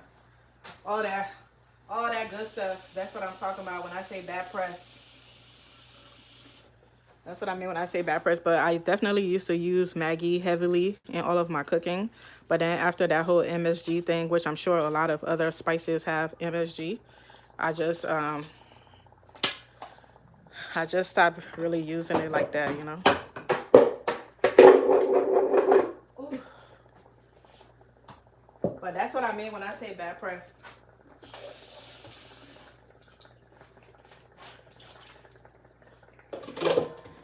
All right. Because we just added that peanut butter, I really want to give the soup a chance to, you know, fully marinate in it. That's why you'll see me adding a little bit of water. But at this stage, like, your soup is really done. You can go ahead and add more palm oil if you choose to, or you can leave it just like that. And you could eat it with some rice. So, but like, I just want to make sure that the peanut butter is cooked very well in it. So I'm gonna cover it up and let it do its thing. And while it's doing its thing, we are going to cut up our peppers like we talked about. Process our peppers and get ready for dinner with my kitties. I made goat meat pepper soup on Friday. So that's what they had for lunch. And it's really spicy. Very, very spicy. All right. We're done with that. Let's come back over here. Hey, hey, hey, hey, y'all. Thanks for watching. Please go ahead and hit that like button. I appreciate it. Please go ahead and hit that like button.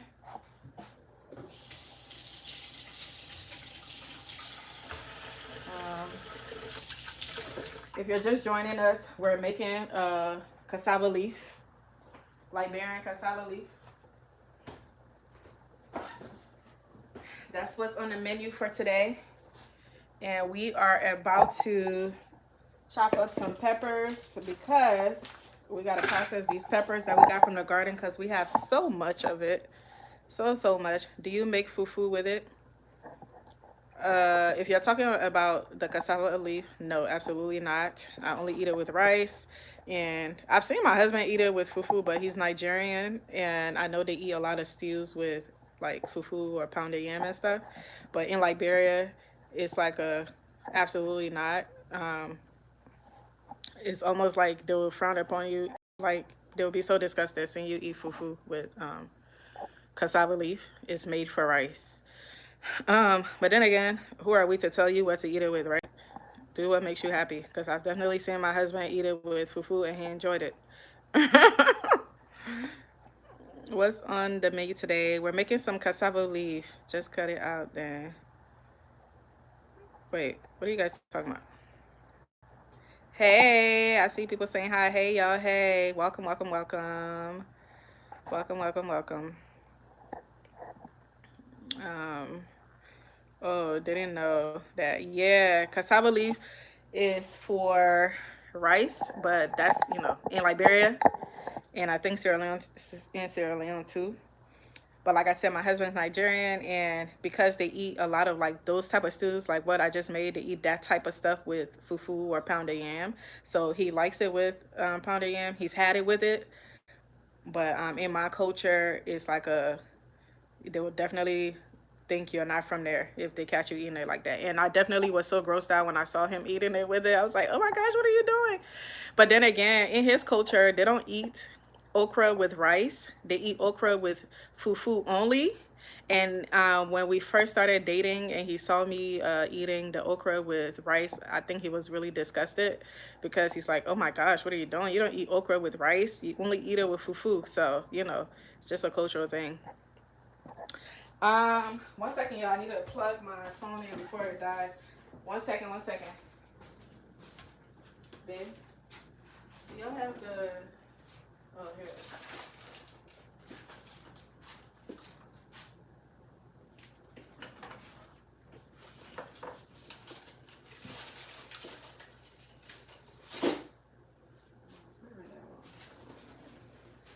Okay, put it right there. The rice, the rice that I use that we have here is parboiled rice, and that's my husband's favorite rice. And I do think parboiled rice tastes really good with cassava leaf. But you could use any rice, jasmine rice, basmati rice. They would taste really good with some cassava leaf. I know jasmine rice gonna taste so good with some cassava leaf. I really like jasmine rice. But we're eating it with parboiled rice today.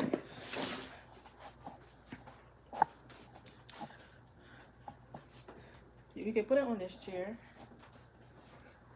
So I'll just bring it closer. Thank you. All right, thank you. All right, let's see. That's so funny. Y'all are both West African, where your cultures are still a bit different. Oh yeah, our culture is very different, and then even within each of our countries, like there are multiple cultures within each country because there are people from different tribes that do things differently. So you can't categorize like you can't say, oh, a Nigerian person, this is what they eat because even though yes, they're Nigerian, but within their culture, they have their special food that they eat, and there's a huge difference. So there isn't like so I think that one thing that will stand for like all of the culture within each West African country is that jollof rice, right? Jollof rice, every culture within that country will eat jollof rice. That's like a standard. But when it comes to like the soups and stews and things like that, like everybody have their own different soup and stews that they eat that's relative to their specific culture. So it's even deeper. That's why like yes, Africa is a continent and it have different countries, but within those countries there are multiple cultures within each country. So it's very deep. Oh yeah, the tribes are different too. Yep, we have different tribes. I forgot about that part. Mm-hmm. I love jasmine rice. Me too. And jasmine rice, let me tell you, when you guys make this, y'all should definitely eat it with jasmine rice. It is so good. Like you will mess around and probably eat too much of it. I really try to. I'm trying to eat in moderation, y'all, and I'm also trying to like do like the intermittent fasting where like I stop eating at a certain time because when you mess around with African food, you will gain a lot of weight. Even though we eat healthy a lot of our foods, we eat a lot of vegetables. It's just the way that we cook it. We eat a lot of veggies, but man, it's just very rich in a lot of the way that we cook it. Enjoy dinner. Nice meeting everyone. Gotta go. Okay, SF. Thank you so much for being on here with us tonight. What we just did is pretty much like the cassava leaf. Like it's pretty much done. I'm just doing what I'm doing because I want, like I said, the peanut butter is optional. If I didn't add the peanut butter, my soup would be done. But because I added the peanut butter, I just wanted to boil, for some at least 10 to 15 minutes so that it's, immersed into the soup and it's mixed very well. That's why. But other than that, the soup is pretty much done. You will put it on top of a bed of rice and enjoy, honey, because it is delicious. I would love to visit Africa. Please come to Westo. I, try to be very careful when you start going up north. If you are of African American descent. But yes. Thank you guys so much for liking the stream. Let me come get on here and start getting work done. I'm over here trying to read y'all comments and chat with y'all. But yes, please, if you're coming to Africa, start with the West. Start with the West. We're very friendly over there. We're very, very friendly. We love our people. Start with the West and then, start looking at other stuff. But you will have a good time. And some people always ask, like, when is the best time to go to Africa? If you guys will see, like, people are always talking about, like, Dead to December. December is when, like, a lot of diaspora go back to Africa, go back to West Africa. Because, first of all, the weather is the best during that time. And then during, like, December to February is, like, the best time to go to West Africa. The weather is wonderful. It's in the 80s. You'll see, like, a lot of people from the diaspora back home. That's when, Christmas is, like, a big deal for us, like, with our families and stuff like that. And I know it is here, too. But, like, the parties, they're amazing. And then also, like, just culturally, all of the different things that you can get into and explore. It's quite amazing. All right, let me come and wash this. Let's come and wash these peppers so we can start chopping them up. Oh, I need to cut our cheesecloth, but I just want to show you guys, like, how I strain the pepper. Once I chop it up for the fried pepper stew that we made last time, and then I'm gonna let you guys go. I think I might have to do, like, a video showing you guys how to, like, put it into, like, the what is it called? I'll probably, like, start a whole different life, because I want this life to only be for the cassava leaf. But so for people who want to come back and watch it. But yeah, so when I put it in, like, the vacuum sealer and stuff like that, I think I might start another live, because I really want to go live showing you guys how to take the seeds out and stuff. So, but anyway, let me go get the cheesecloth and then we can get started. But I'm really enjoying chatting with you guys in the comments. Oh yeah, the tribes. Oh, I already read that. Thank you guys so much for liking the stream. Can we get to 100 likes? That would be so cool. Hey, Rachel. Got it. I will be very careful. Yes. Once you're heading to the north and, like, North Africa, just be mindful of where you're going, of the country. Do a lot of research when you're going to North Africa. West Africa, you're very welcome. We're very friendly over there. I'm about to get the cheesecloth. About to get the cheesecloth. I'm about to cut. Phone about to fall off the charger. So I'm just gonna cut it.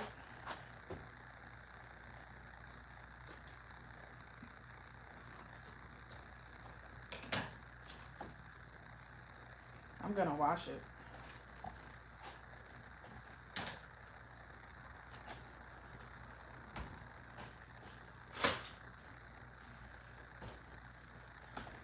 The water, I'm gonna wash it with, like, super hot water, because the water in my sink gets really, really hot. Like, really, really, really hot.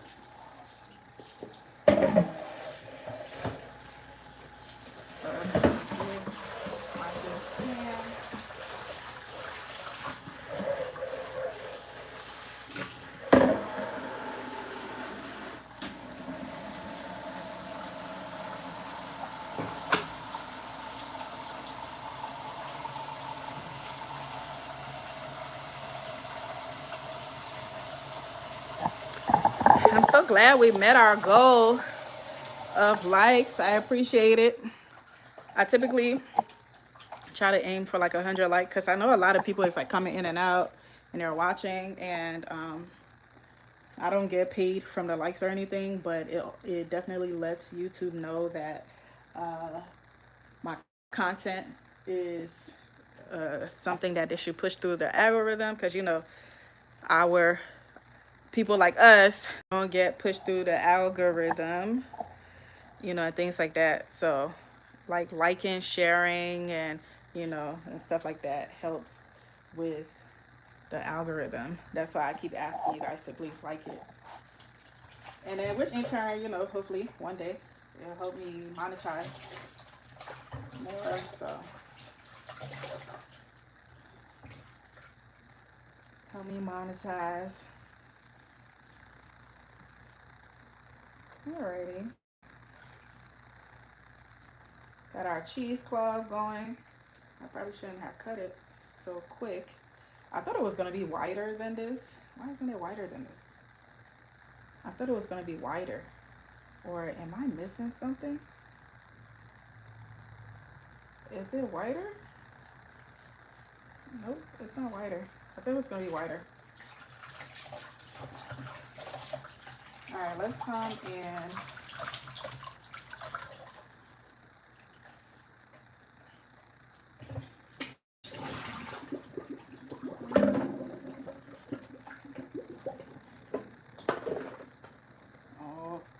the reason why I'm washing the peppers like this is because it's been sitting in the fridge for like a week, and I just haven't had the time to process it. That's why I'm washing it. Good evening. Good evening. Thanks for joining us. We're literally at the tail end of our live. We made some cassava leaf, and the cassava leaf is pretty much ready. I will put it on a bed of rice for some of you guys that want to see what it looks like. I will do that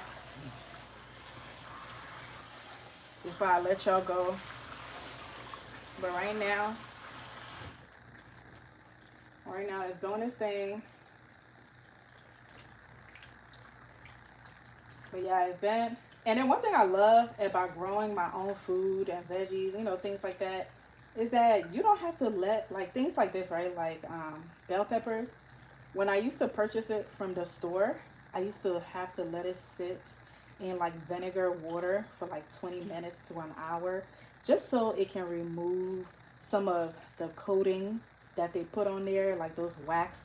They put wax coating on a lot of these fruits and vegetables, not only for it to last, but for it to look pretty, because we live in a world where everybody wants their fruits and veggies to look pretty and things like that. And truthfully, real food is not going to always look pretty when you grow it. Sometimes it's going to come out looking dysfunctional, and like, we live in a world where like perfection is like a big thing. Like, we want everything to look perfect, and some of the times those perfect things are the things that are killing us, because they have to do a lot of things to make sure that it looks perfect. So when you grow your own food, you'll realize that that's not the case. That it's not perfect, and it's not going to look perfect. If you have a garden, some things will grow beautifully, and then some of them just won't. But it all tastes the same. It all tastes good. So that's one of the things I love about growing my own food, is that I don't have to deal with having to soak my fruits and veggies for 20 minutes to an hour just so I could eat it. I could just take it from outside from my garden, rinse it, not wash it, rinse it. Okay. And what am I rinsing off of it? I'm rinsing like maybe some bugs that have been sitting on it, or things like that, like bugs, or just from it being outside. So those are the outside elements is what I'm rinsing off, instead of having it sitting in water for so freaking long. It's terrible. But yeah, that's one of my pros of growing my own food, and I love it. I love that I don't have to worry about soaking anything, and I don't have to wait to be able to cook, because I want to make sure I'm soaking. And then what's crazy is, that's how we really live in a capitalistic society. It's like they create the problem and then create the solution for the problem that they created that didn't need to be created. So for example, like, they sell us food that has a lot of coating, like all these different wax coating on top of it, and then they sell the solution, which is like some type of wash, vegetable wash. They sell it like in a bottle in the store. So for people who are aware that these things are coated in wax and things like that, and if you want to have like a special wash, so and I can blame the people that actually have those washes for the veggies, because I mean, hey, there's a problem and you want to create a solution. That's how you make money, right? But it's like, why now do I have to? I already paid all this money for this food. Why do I have to come pay extra money to make sure the food I'm eating is good? That's crazy to me. But yeah, that's what I love. But man, y'all, I don't think y'all understand the amount of peppers that I have in my backyard. Like, I'm feeling overwhelmed thinking about the type of harvest that I have to do, especially when it's time for me to do like the grand harvest. Oh my God. I really hope that video do well, because man, it's a lot of work making these videos, and it really sucks when it doesn't do well, because it's like you put so much work into all of filming the videos, and then editing is a whole nother beast, and I'm doing it by myself. That's why it's like I'm not able to pump out content the way I would like to, because I'm doing all of the editing and stuff. And then when it doesn't do well, it's like it sucks. It's like, well, nobody's watching it, you know. It's like you spend a whole day trying to edit, and then a separate whole day trying to film. But I have a video coming out for you guys this week. If it's not posted tomorrow, it will be posted on Wednesday. It's another harvesting video. But like I was saying, one of the things that I'm really scared of is like the grand harvest. I shouldn't be scared, because it's a blessing that I have all of these things that I was able to grow. But it's just like, ooh, child, it's gonna be a lot of work, because it's not just the harvesting. Because once it comes in the house, you have to process it to get it, so it doesn't go bad. You have to process it and put it away so you're able to use it, because it starts to go bad once it sits out for too long, and things like that. And then what I'm over here adding more work for myself is like making sure that I am harvesting the seeds and things like that for you guys that have been asking me for the seeds for certain things, especially those like exotic peppers, like the buena mulatas and stuff like that. I'm saving the seeds for y'all. So that's like another additional work added to my already plenty of work. Like what we're doing right now, right? I'm about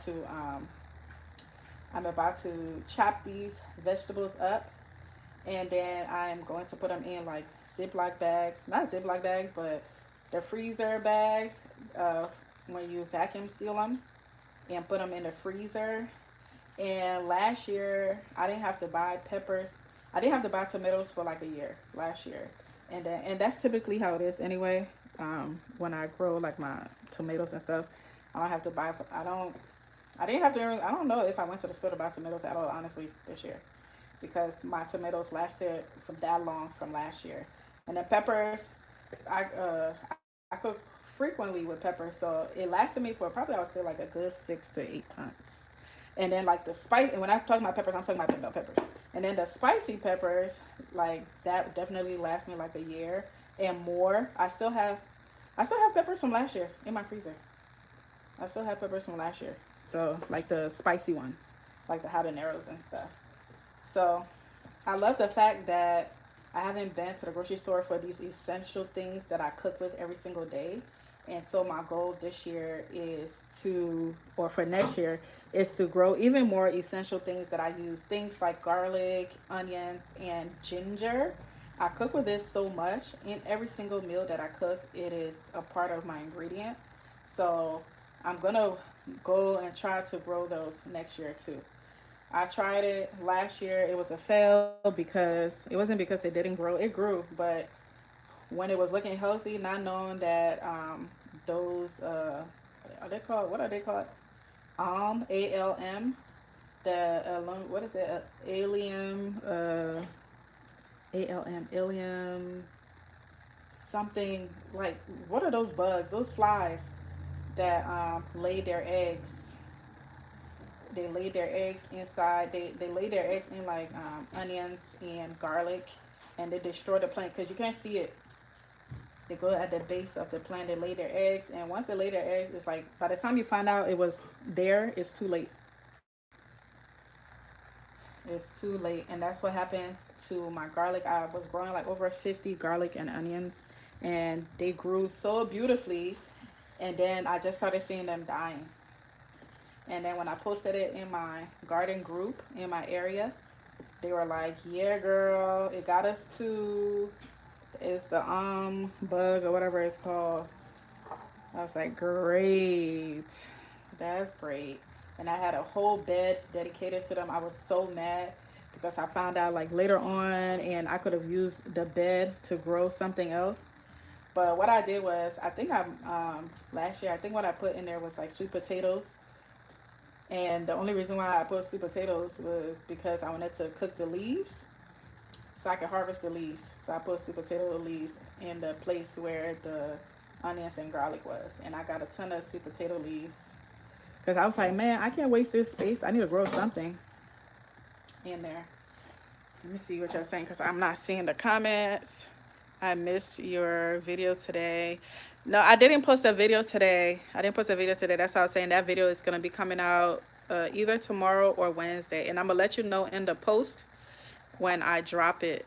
I can't wait for my pepper plants to start producing. Wow, what zone are you in? What zone are you in that you might still have pepper plants producing? You must be one of the lucky and blessed ones that live in zone 10A, don't you? You live in zone 10? That would be amazing. Oh, you live in LA? Wow, aren't you lucky? Lucky you. I wish that was my zone. Man, if I lived in California, I'm telling y'all right now, y'all would be sick of me. Sick of me. If I live in like one of those climates where I can garden year round, oh my Lord. Y'all would be sick of me. I would have everything. When I say I would have every tree there is known to man, I would have every tree because, you know, Cali has like their oranges and lemons and stuff. And I love me some lemons, and my kids love oranges. I would have my lemons and oranges going. Woo! You one of the blessed ones, huh? You one of God's favorite. You live in that great zone. I would grow everything under the sun. I'm trying to tell you, y'all would never see me in a grocery store. The only time y'all gonna see me in a grocery store is to go purchase meat, and that's not even meat, because we don't even really eat red meat and stuff like that. We eat more like turkey and the guinea fowl. And even with that, I would be raising my own guinea fowls. I would have my own turkey going on. For real, I just need to be blessed with like a little bit of land and watch me work. But y'all, this small little garden I have, do you know it is a lot of work? I have like those big dreams and goals and stuff. But like, man, even with the help of my husband, I think it's still gonna be a lot. Like living somewhere like that, I'm gonna need some help. But I'm just gonna wanna. That's why you can't give me no big. You can't give me like a big location or whatever the case may be.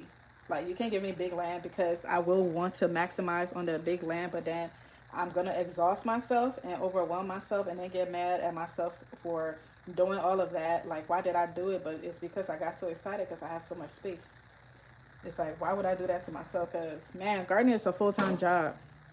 It is a full-time job. That's the reason why, like, y'all don't see me post, like, videos as often as I would like to. Like, ideally, I would like to post at least 3 times a week because I am out there in the garden a lot. But then, like, editing takes a lot of time. And it's not like, you know, YouTube paying me like that to hire somebody to do any of that for me. So it's like those things take a lot of time. So it's like I'm already exhausted in the gardening and then filming and then editing.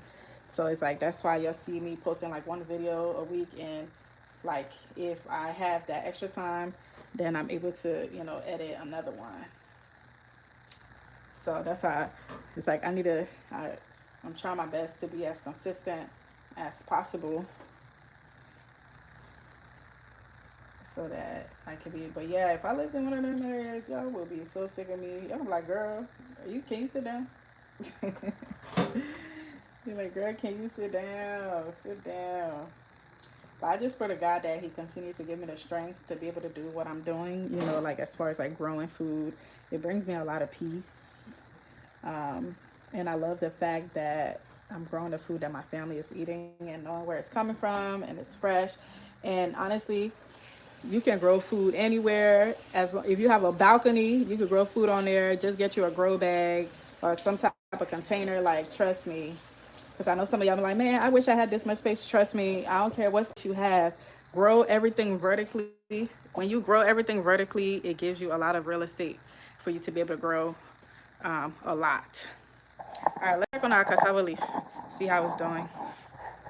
Let's see how baby's doing. I'm not sure what zone is Arizona, but you could totally type it in Google and write the zip code that you're in Google and ask Google like what zone is so and so and so, and then it will tell you like and put like gardening zone. Say what gardening zone is wherever city you live in. It will tell you. It don't really get cold here, and it hardly rains. Ooh, that's the only thing is for you if you're in California. It's like the raining situation. You need rain. You really, really need rain because these they need to be watered. Unless you have like a good watering situation going on. Unless you have like a really good watering situation going on. But like you really, really need rain. That's the only thing that would suck is like the lack of rain. And then in your situation, I'm not sure if you already have this. If rain is like an issue, whenever I would try to get like a rain barrel, and whenever they're projecting it to rain, capture some of that rainwater. Capture some of that rainwater for you to use in your garden because rainwater provides like nitrogen. Like it's really good for your vegetables. So at least that way, you're saving on not just your water bill, but also you're capturing some of nature's best. Look at this, y'all. Come and see something.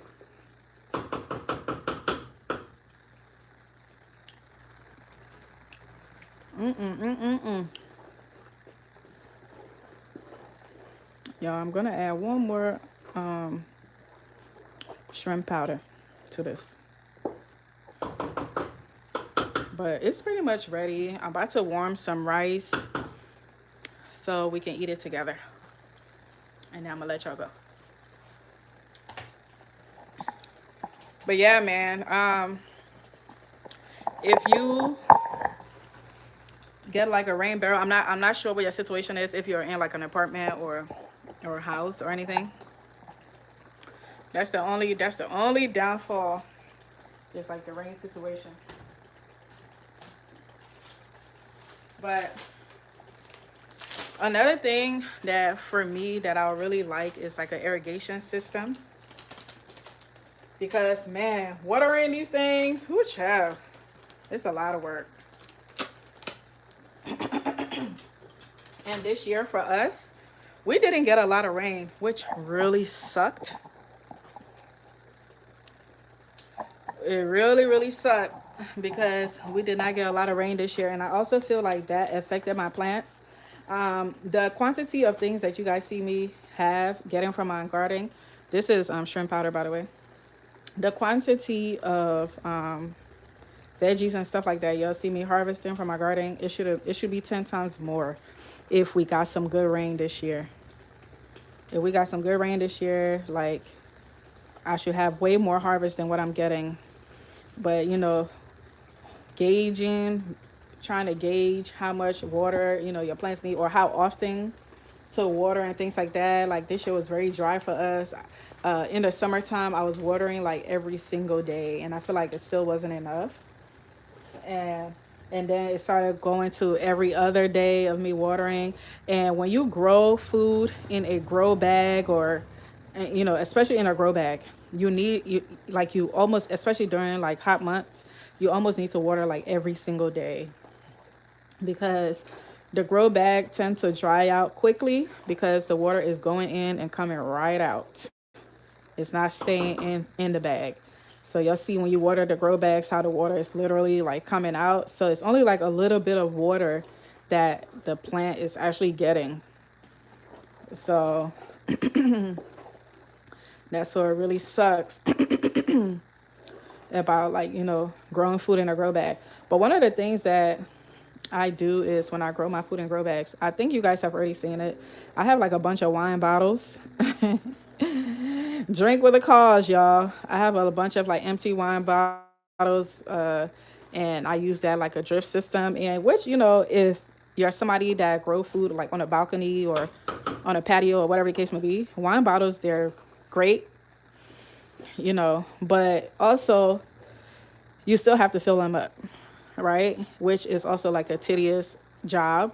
But you might not have to fill them up as often because it's working like a drip system, and a little bit of water is going to the roots at a time. So you may not need to fill them up as often. Maybe like, every couple of days, maybe every 3 to 4 days, you might have to fill them up depending on the temps and how much the roots is requiring water. So I feel like those wine bottles, they're very inexpensive ways of having like a drip system. But if you have like a ton of stuff like me, yeah, the wine bottles are great and all, but man, it gets tiring, and it's like I need a drip system. I need an irrigation system because this ain't working out. You're like, I need an irrigation system.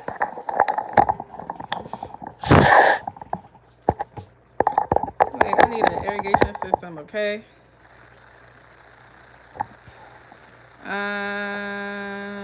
I don't know if somebody said if I'm cooking okra. It's not okra, y'all. It's cassava leaf.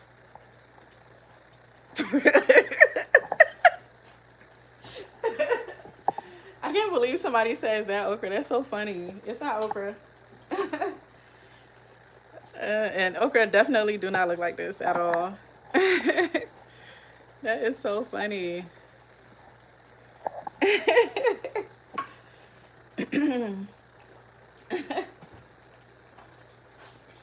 All right, I'm about to just add a little bit of palm oil, y'all. And then we're going to get some rice and try this baby.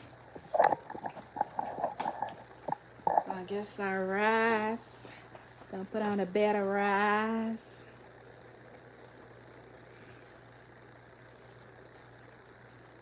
And make sure, if you guys are like buying palm oil, please make sure your palm oil, um, when it sits, it does not like freeze. You want it to be moving. You know what I'm saying?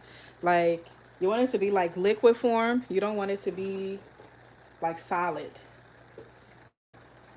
The ones that are solid are not good palm oils. You want it to be a little liquidy. Let me go get the rice so we can. I'm about to warm up some rice so we can try the cassava leaf together, and then I'll let y'all roll out.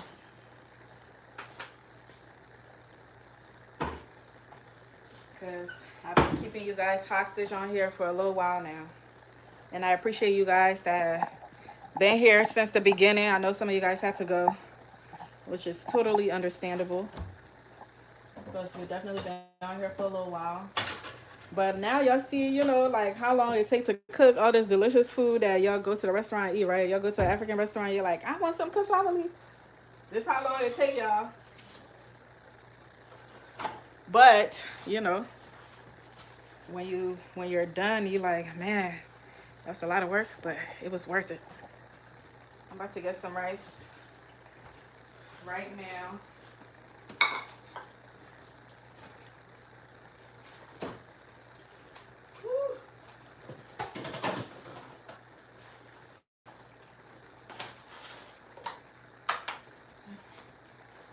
I told y'all on Friday I made some goat meat pepper soup, right? Was it Friday or Saturday? Was it yesterday? I think it was just, I think I made it yesterday. Yeah, I made it yesterday. It's so good. Let me know if y'all want me to make it with y'all one of these days. Cause the pepper soup that we made was, it wasn't goat meat pepper soup. It was like a different kind. It was a different kind.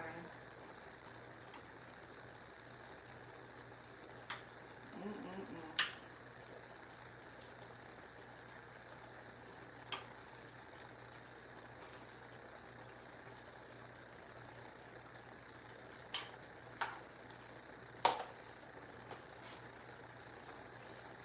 This is the rice.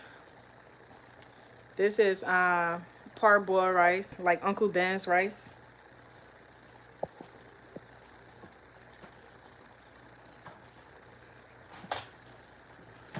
But this is the final product of the cassava leaf, if you're wondering. That's what your cassava leaf should look like.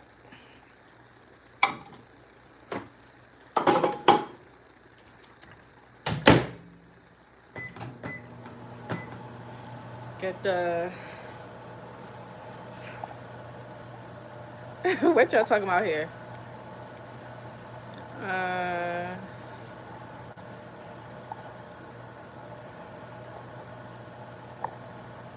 let's see what y'all talking about. Yeah. What's going on? Miran, Fenty, it's cassava leaf. Oh, okay. Oh, y'all asking? You thought it was gari? No, it's cassava leaf. We're making cassava leaf.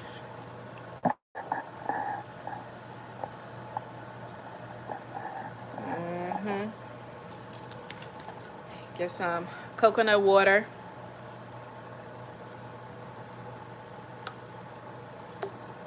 Ooh, coconut water is so refreshing. So refreshing.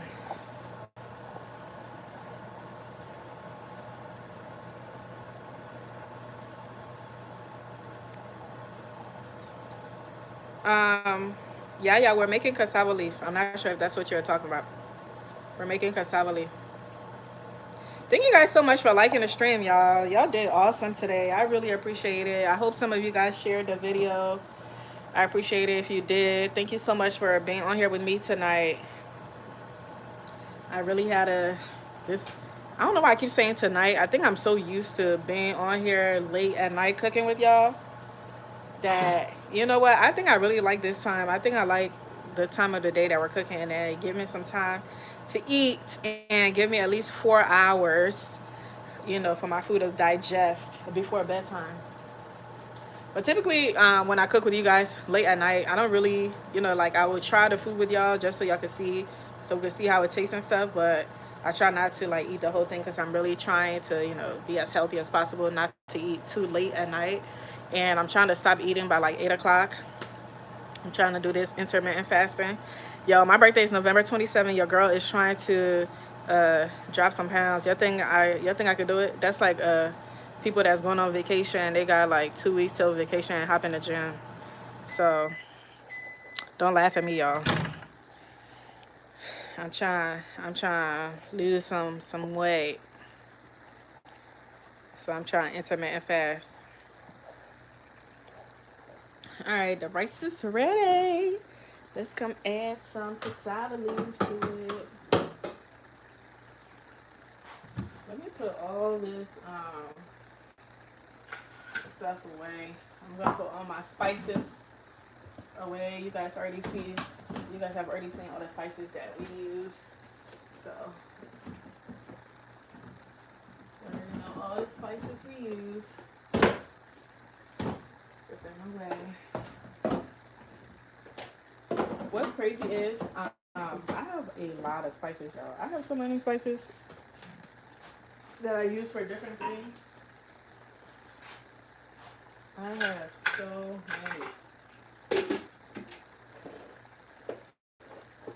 Alright. Let me get my rice. So So we can try this bad boy.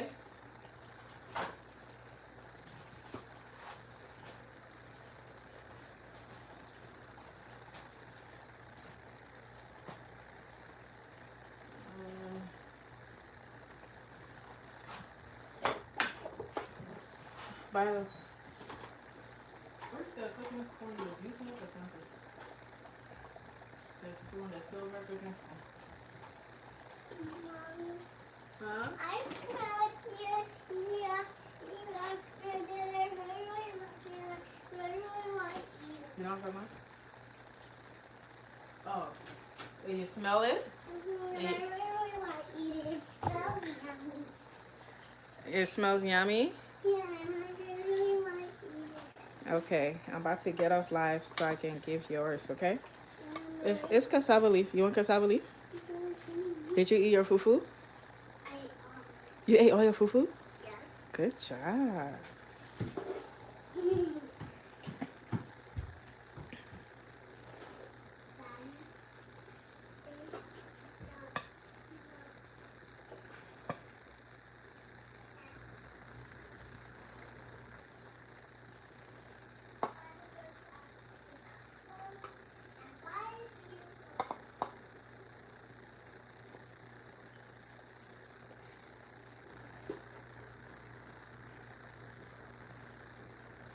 Y'all see what I was talking about like the cassava leaf, about how like once you put like your meats and stuff in here, it all disappears inside of the cassava leaf, because the cassava leaf is like, I don't know if the color, y'all can see the color or not, but it's like super dark green, like very, very dark. So whatever you put in here, you should just know, be mindful that, oh, this is what I cook with. Because you're not going to be able to see or tell exactly what it is. But that's how I was saying, like when it comes to like the peanut butter and stuff like that, I like to mix it very well. I'm trying to find some turkey because I really want some turkey. Some and it just so happens that the turkey is super dark too. So because it's smoked turkey, I think this is. Oh, it's not. Is it? Oh, child. I don't know which one is the smoked turkey, child. We're just gonna be guessing. Alrighty. Get some smoked fish. I think this is the smoke fowl. Alrighty.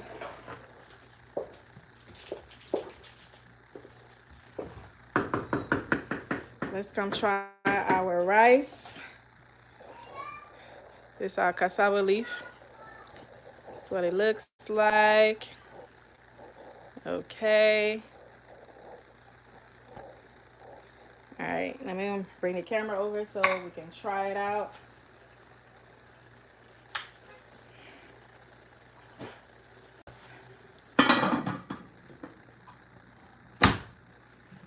Bring the camera over so we can try it out. Let's see.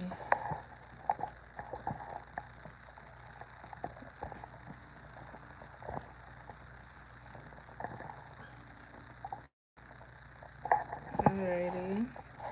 Hold on, let me block some people. You could get the cassava leaf and all of the ingredients from like the international market. You could get it from the international market.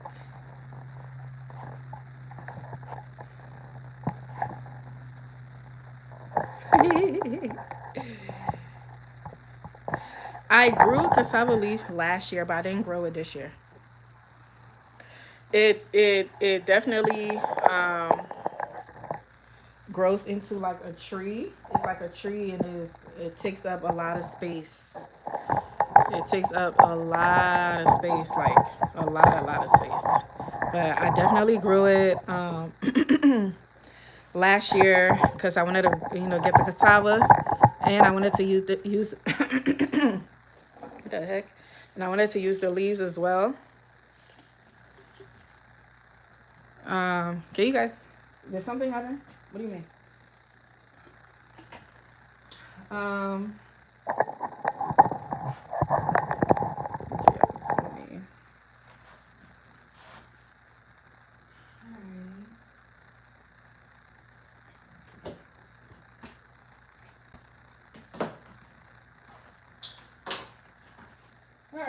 all right. Before we eat, let's see. It's not worth growing. It takes up a lot of space. If you have a lot of space, totally grow it. I would. And then also,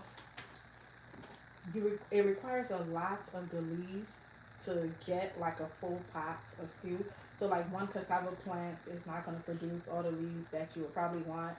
Uh, so it's hard. It's kind of hard for me to answer that question. Like if you don't have a lot of space, don't grow it because it definitely grows like a tree, and the limbs are like super long, like it's super big, like it's really really big. So if you don't have a lot of space, definitely don't grow it. But before we eat, God bless this food in the mighty name of Jesus. I pray, Amen. And then y'all already know how we do on this channel, right? Before we eat, we're all family. So my people, y'all, let's eat. So my people, let's eat. Come, let's eat. We're eating cassava leaf rice, cassava leaf and rice. We're eating cassava leaf rice today. My people, y'all, let's eat. So let's eat. Let's eat. Let me see. Make sure y'all can see this. So you're just going to mix it with your rice. I hope y'all can see what I'm doing. Just gonna mix it with your rice. I still feel like I didn't put enough like peppers. Like I don't feel like it's spicy enough, but I guess it's okay.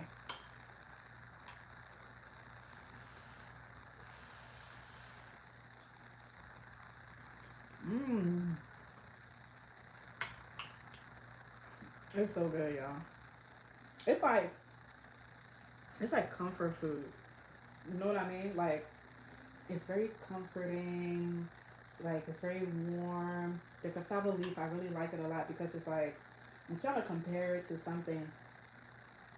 I don't know how else to compare it, but like it's very comforting. Like the leaves, especially that's why I like to add the peanut butter because it makes it like very smooth. It gives it like that soup, like butternut squash type of like vibe. You know what I'm saying? Um. Oh, I should have showed y'all. That's what it look like. You kind of eat it. Open your mouth. Ah.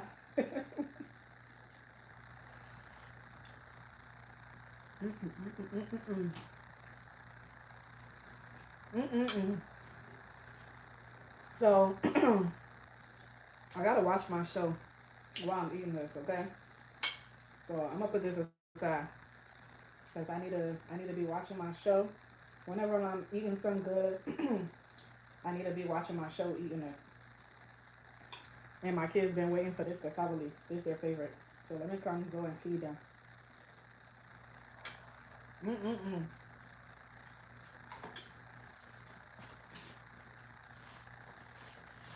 One thing though, I'll tell you about cassava leaf. Let me drink something.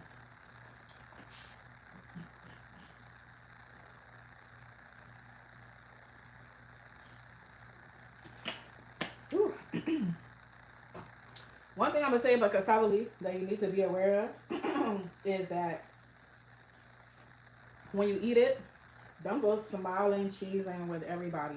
Make sure you rinse your mouth very well, because as you can see, the cassava leaf they're like grinded. So the leaves they're like super big leaves, and then they're put into like a grinding machine. That's how they grind it up for it to be like this little or whatever. Like they're like super super small particles, like the cassava leaf. So it can get stuck to your teeth. So there's such a thing called cassava leaf teeth. So you want to make sure that once you eat your cassava leaf, brush your teeth. If you're going somewhere, rinse your mouth with some water, because it's one of those things. It's like greens. When you eat greens, sometimes like salad, whatever, it gets like some of it may be like stuck in between your teeth and you're not aware that it's there. Cassava leaf is one of those things. So you want to make sure you rinse your mouth very well before you go cheesing at everybody, smiling, think everything's good. It's gonna be on your teeth, okay? So make sure you do that.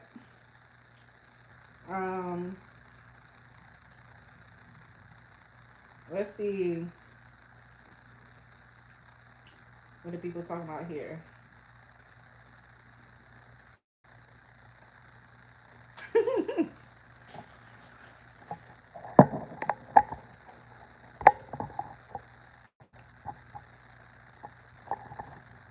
One second. Let me block some people. Some people like to be blocked. Let me help them out. All right. Hey y'all. Hey y'all. Everybody that's just joining. Hey. I love trying different cultures' food. Yes. I think everything that I've made here, that I've made on this channel with you guys, I think cassava leaf might be your favorite. Excuse me. And the reason why I'm saying that is because that's like everybody that's not African favorite food from Liberia. It's like that's like their favorite, and I understand why. It's also a favorite of a lot of Liberians too. It's like one of our like really good, delicious foods. Like my husband, I think this is my husband's favorite food. He's Nigerian, and I think this is one of his favorite from my culture. So I think of all the things that we are going to cook on here, I think that might be one of your favorites for sure. And as you can see, it's definitely a labor of love, but if you prep properly, it's gonna cut out a lot of the time, the cooking time, because a lot of it is just the prepping and getting the things ready. That takes a lot of time. No, it's not citrus. It doesn't have any type of citrus taste at all. Like, nope, it's very savory. It's very, very savory. I think that's the best way I could explain it. It's very savory. Yeah, I can't. It's really hard to explain. I don't think there's anything I can really compare it to that's American because I don't think you guys eat anything like this. But it's on the savory side. It's not citrusy at all. Think about like collard greens, right? Like the density of collard greens.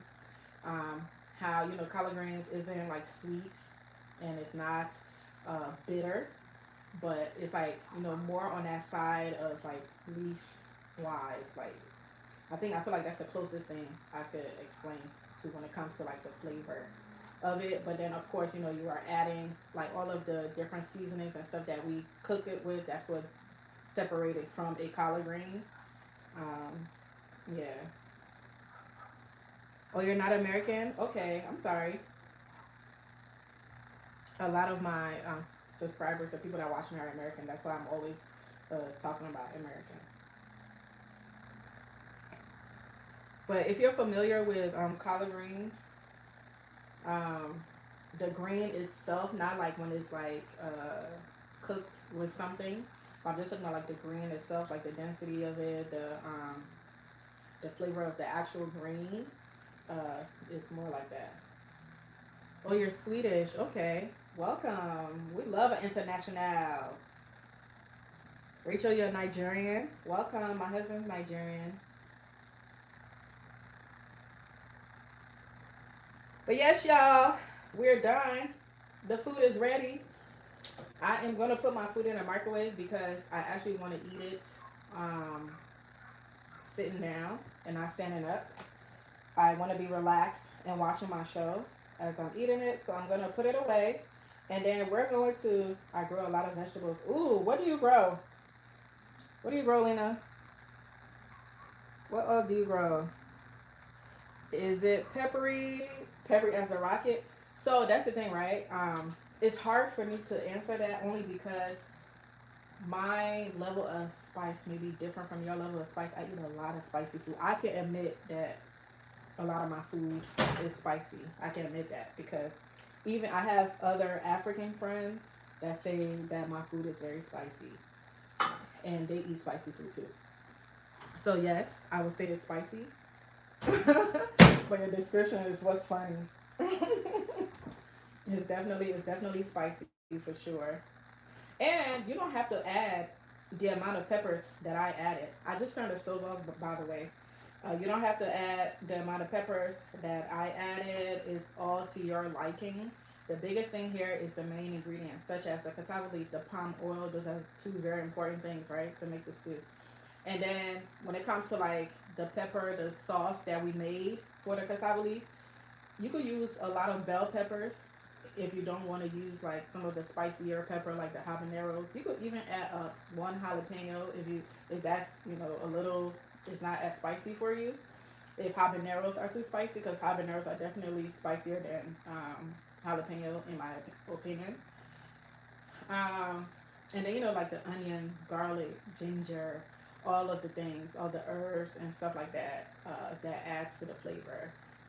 And then if you want to be special, you could add, the peanut butter the peanut butter that we mixed in the water. And then of course, flavors on the flavor side of things, or additional flavor, things like the shrimp powder, the crawfish powder, that adds to it. Like you can never go wrong with, unless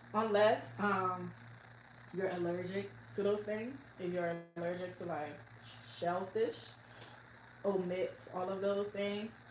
It's still gonna taste good because the foundation is still there. You have all of the herbs and the veggies. You have the palm oil, the cassava leaf, and all of your whatever meat. And that's the thing, right? With cassava leaf, there's no like special meat to cook it with, protein wise. You could cook it with whatever meat you want. Whatever meat you want. I when it comes to fish, I prefer to use like the dried smoked fish that you could debone, so you can remove the bone out of it. Because cassava leaf, you'll see how dark the green is. It's a very dark green. So if you're choosing to use like fresh fish that has bones and things like that in there, oh, it might be a little danger for you, because it's going to be really hard to see if it like breaks up in the soup. It's going to be very hard to see the bones, and we don't want you choking. Okay, so I think that's the one thing I wouldn't add to cassava leaf is like fresh fish that has bones in it. That's why you see me cook a lot with like dried fish, smoked fish, and then I debone it.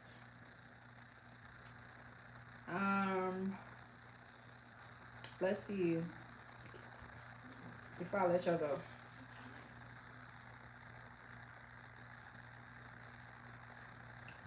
have you been to Ghana?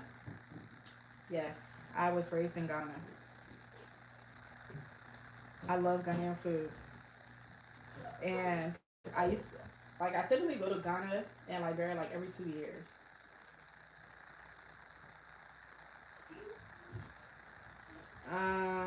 Lena says she grew corn, mustard greens, beans, zucchini, cucumbers, etc.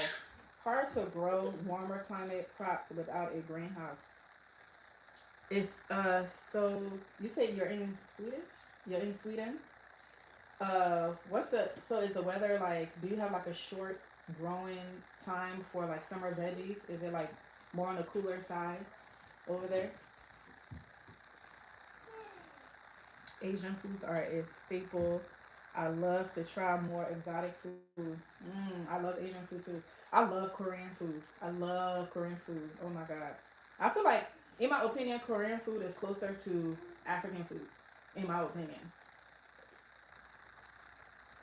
I feel like we have like the same spice level. I love me some Korean food. I'm cool from the West Coast. There's a fisher here. Okay, had crab yesterday. I love seafood, and crab is definitely my favorite. Yesterday as well. Do akamu next. I don't know what that is. Akamu. I don't know what it is. But I will definitely look it up. Akamu, I'm gonna write it down. Alright, y'all. For those of you guys that have stayed to see how I blend my pepper, let's hurry up and do that because I need to feed my children. Let me show you guys how I do it. Excited, lovely channel. Enjoy your food. Thank you so much, Lena, and I appreciate you for being here. We love an international. All right, y'all. So I just wanted to show you guys. If you guys were with me last week, I don't know if it was last week, but when we made the fried pepper stew, and we chopped up the peppers, and I was telling you guys, you want to remove as much water as possible. So I just want to show you guys quickly what I'm going to do. I might go live later on today, taking the seeds out of my peppers and stuff like that with you guys. It probably will be like later on this evening if I do go live. for some of you that would like to see how I do it. And that's when I will probably like finish this. But some of you that will not be able to, let me just show you quickly what I plan to do. This is how I process my peppers for it to go in the freezer. So we're going to turn it on, and then we're going to chop it up.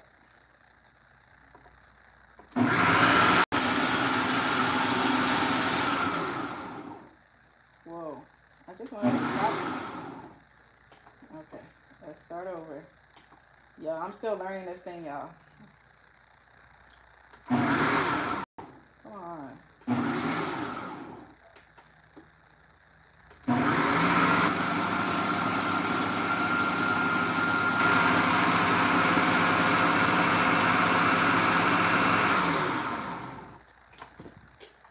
We just want to chop it up. I don't want it to be like blended. Yeah, these are like, so these are bell peppers mixed with jalapenos, mixed with like serrano, like different bell peppers.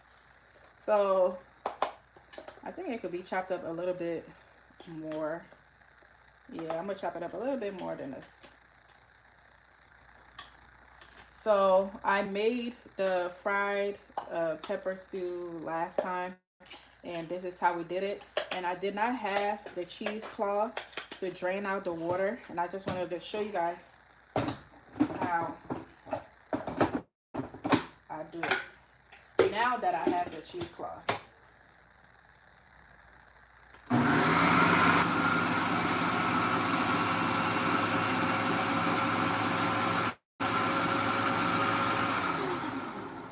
I think we're good. So then we'll get the cheesecloth. We already have the cheesecloth here.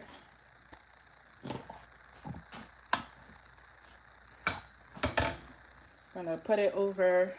I'm gonna put it over this thing. I thought it was like a cheesecloth that was like a little wider than this. This really sucks. Hey, it is wider. Is it? Oh my gosh. I was like, what in the world? It is, y'all. Look. I just didn't open it properly, but it is definitely wider. I'm so happy about that. Okay, I'm not mad. I'm not mad anymore. It's perfect. So, and then we're just going to put the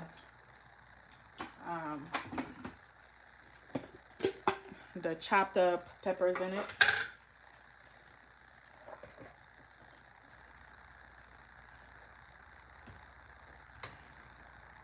I need a spoon to take it out.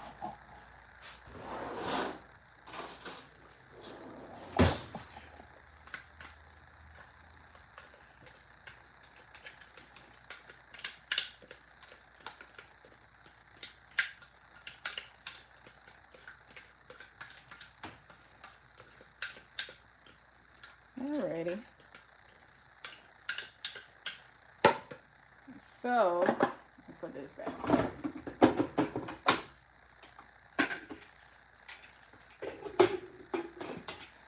So this is what it looks like, y'all. This is how, chopped up I want it to be. Very, very nice. Nicely chopped, not blended, nicely chopped. And then I might make some fried fish stew with you guys. Some fried fish pepper stew. I might do that this coming Sunday. So y'all see us in a cheesecloth, and we're just gonna squeeze out all the water. We're gonna squeeze out all the liquid as much as we can. Okay? As much as we can. I like the cheesecloth better because the sifter, I feel like the sifter, you can't really squeeze all the liquid out, as much liquid as you want to squeeze out. And this right here that we're doing, this is for if you're making that fried pepper stew that we made the last time. You want to squeeze all the liquid out because, things like bell peppers has a lot of liquid. Oh my gosh, it has a lot of liquid. So you want to like squeeze out a lot of the liquid so that when you're frying the pepper, it doesn't, so the stew isn't like gooey. What is that? What is the word I'm looking for? Like, like, so it doesn't like mash up. You want it to be more fried than it looking like a soup, pretty much. So when you squeeze out a lot of the liquid out of the peppers and things like that, it help it fry better. All right, I'm about to dump it into the bowl so you can see what it looks like. But also, what I'm doing right now, I am going to put this inside the vacuum sealer bags and put it in my freezer. That's how I'm going to process it for it to last a long time until it finishes next year. So here you go. As you can see, it does not have like a lot of water content. It's perfect. Perfect. So now I'm going to get the vacuum sealing machine. I'm going to put this in like the bag and then vacuum seal it, take all the air out, and put it in the freezer. This is going to last for as long as it's in the freezer. It can last up to a year. And when you take it out, with it being vacuum sealed, is going to make it not be freezer burned. And so therefore there shouldn't be like additional liquid inside of it because it's in the freezer. So you should just be dealing with this when you take it out of the pack and it makes it easy to cook. And this is what I'm talking about as well. Like doing things like this is like processing, right? Like the steps to the cooking is eliminating some of the cooking time. So even with me like wanting to make a fried fish pepper stew with you guys next Sunday, I already have this, right? So when it's time to cook, I already have my peppers. They're already done. So I'm not standing up for hours and hours having to chop up peppers and do all these things because it's already been done in advance. So yeah, I'm gonna put this away in the vacuum seal bag. It's going to freezer, and then also it's gonna be nice and flat, so you don't have to worry about like space in your freezer, because that's another thing, right? You grow all this food and you're like, where in the hell am I going to put all this stuff at? Like, you already don't have space in your refrigerator, in your freezer. So it's like, what are you going to do? Like, how are you going to deal with the space or maximize the little space that you have? This is a great way of doing that. Putting it in a vacuum sealing bags, letting it lay flat, and just taking one at a time when you need to cook. Okay, there you have it.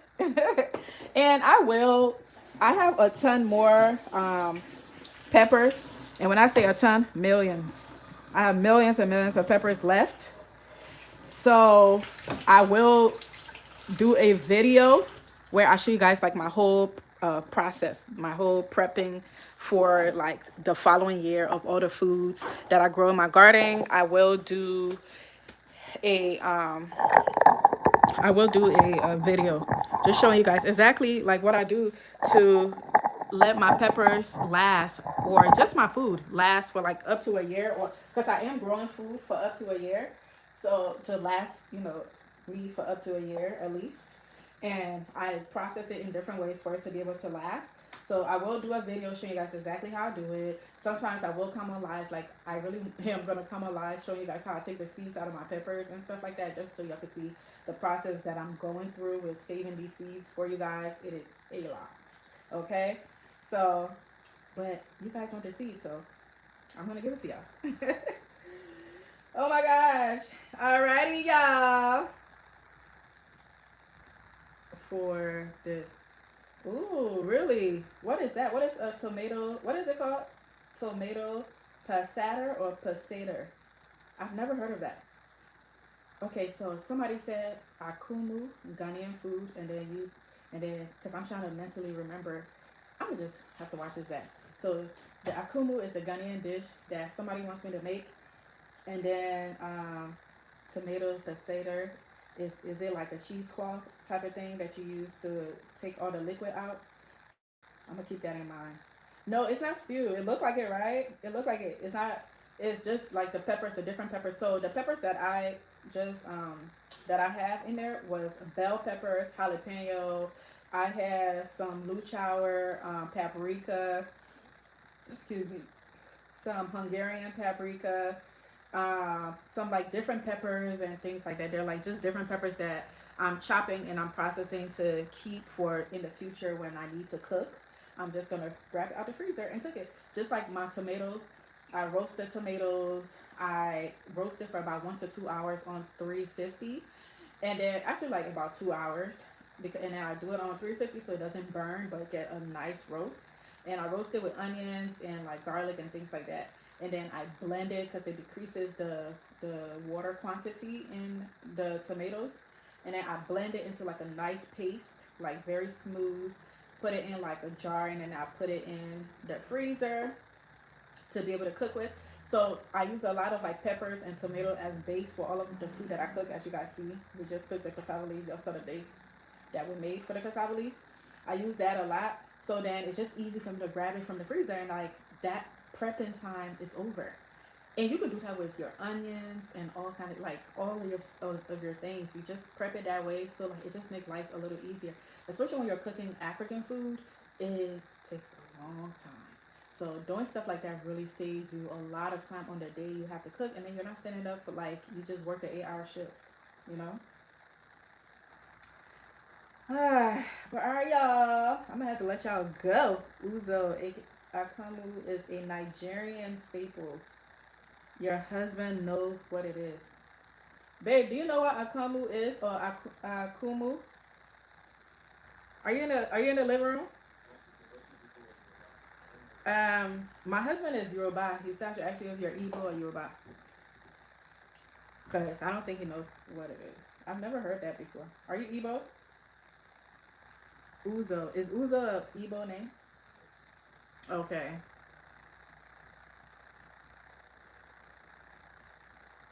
Did you say it's Ogi? Rachel? It's Ogi? Really? Ah. Okay. Yeah, he's Igbo. My husband is Yoruba. I don't need a, but somebody Rachel said it's Ogi. I'm not sure if it's the same Ogi that I'm familiar with.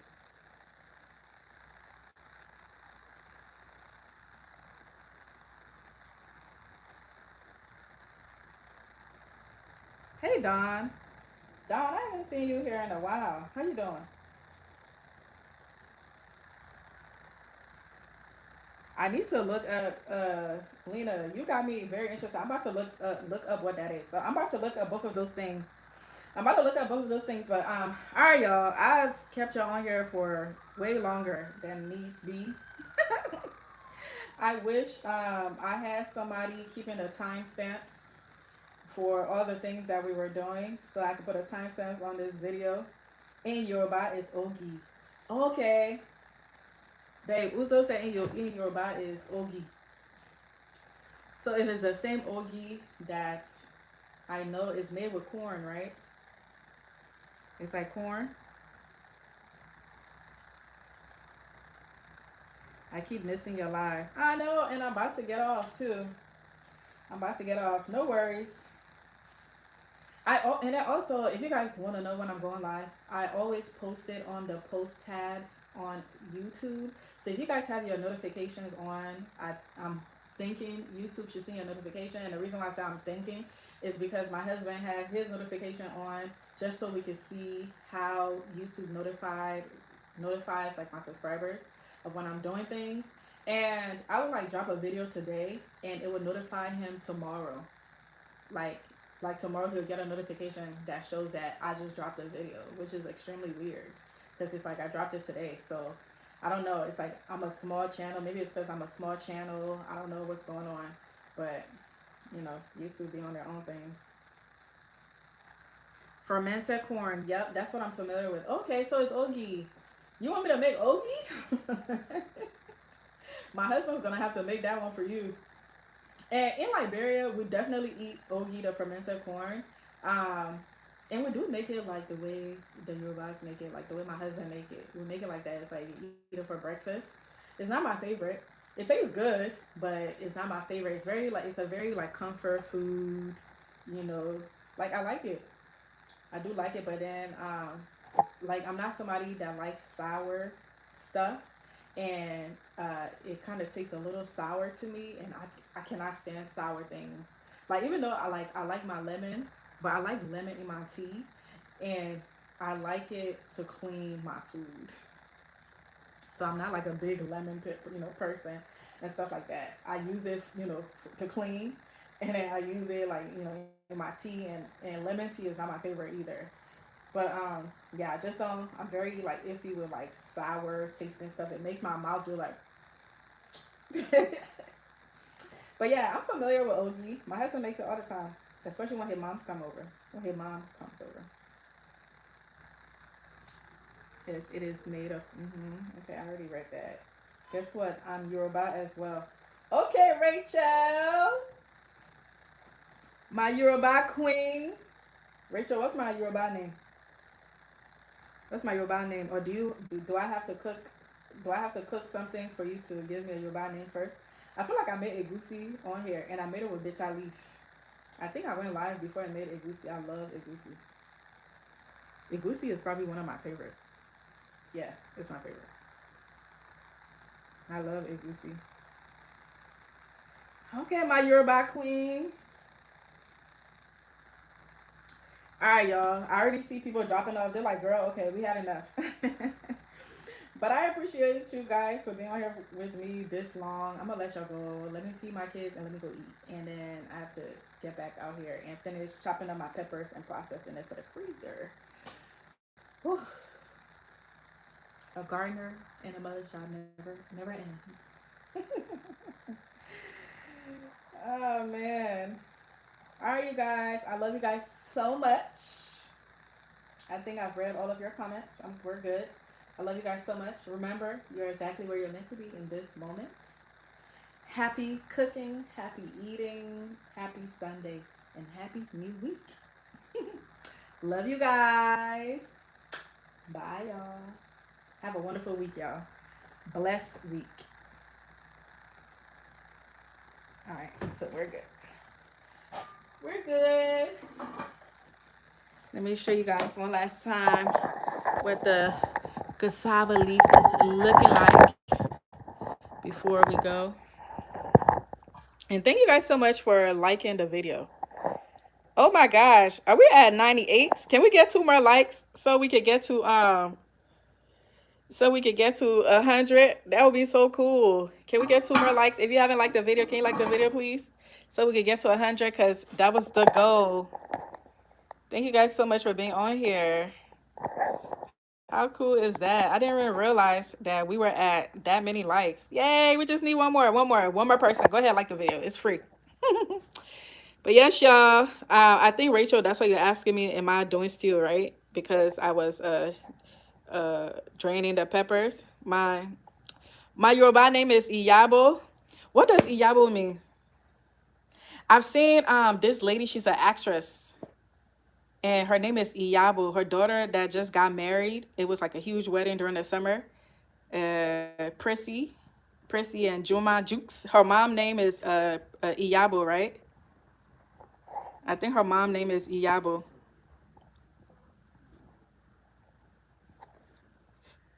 All right, we need one more like, y'all. One more like, and we out of here. One more like. Jamie, why are you putting your Cash App on here? What's going on, man? We need one more. We need one more person to like the live so we can get up out of here. And Rachel is about to tell me what Iyabo means. Yay! We got 100 likes. Thank you guys. I appreciate you guys. Thank you, thank you, thank you. I appreciate it. All right, I'm about to get out of here. Rachel, let me know another time what Iyabo means, okay? I'm gonna Google it too. But all right, y'all. Love you guys so much, and I'll catch you guys later. Are those chili flakes? No, they're not. They're bell peppers and like mixed with other like spicy pepper like jalapenos and things like that. All right, y'all. I love you guys so much. Thanks for liking the stream. I appreciate it. Have a wonderful night. I hope you subscribe to the channel if you're not. I appreciate. Good night, y'all.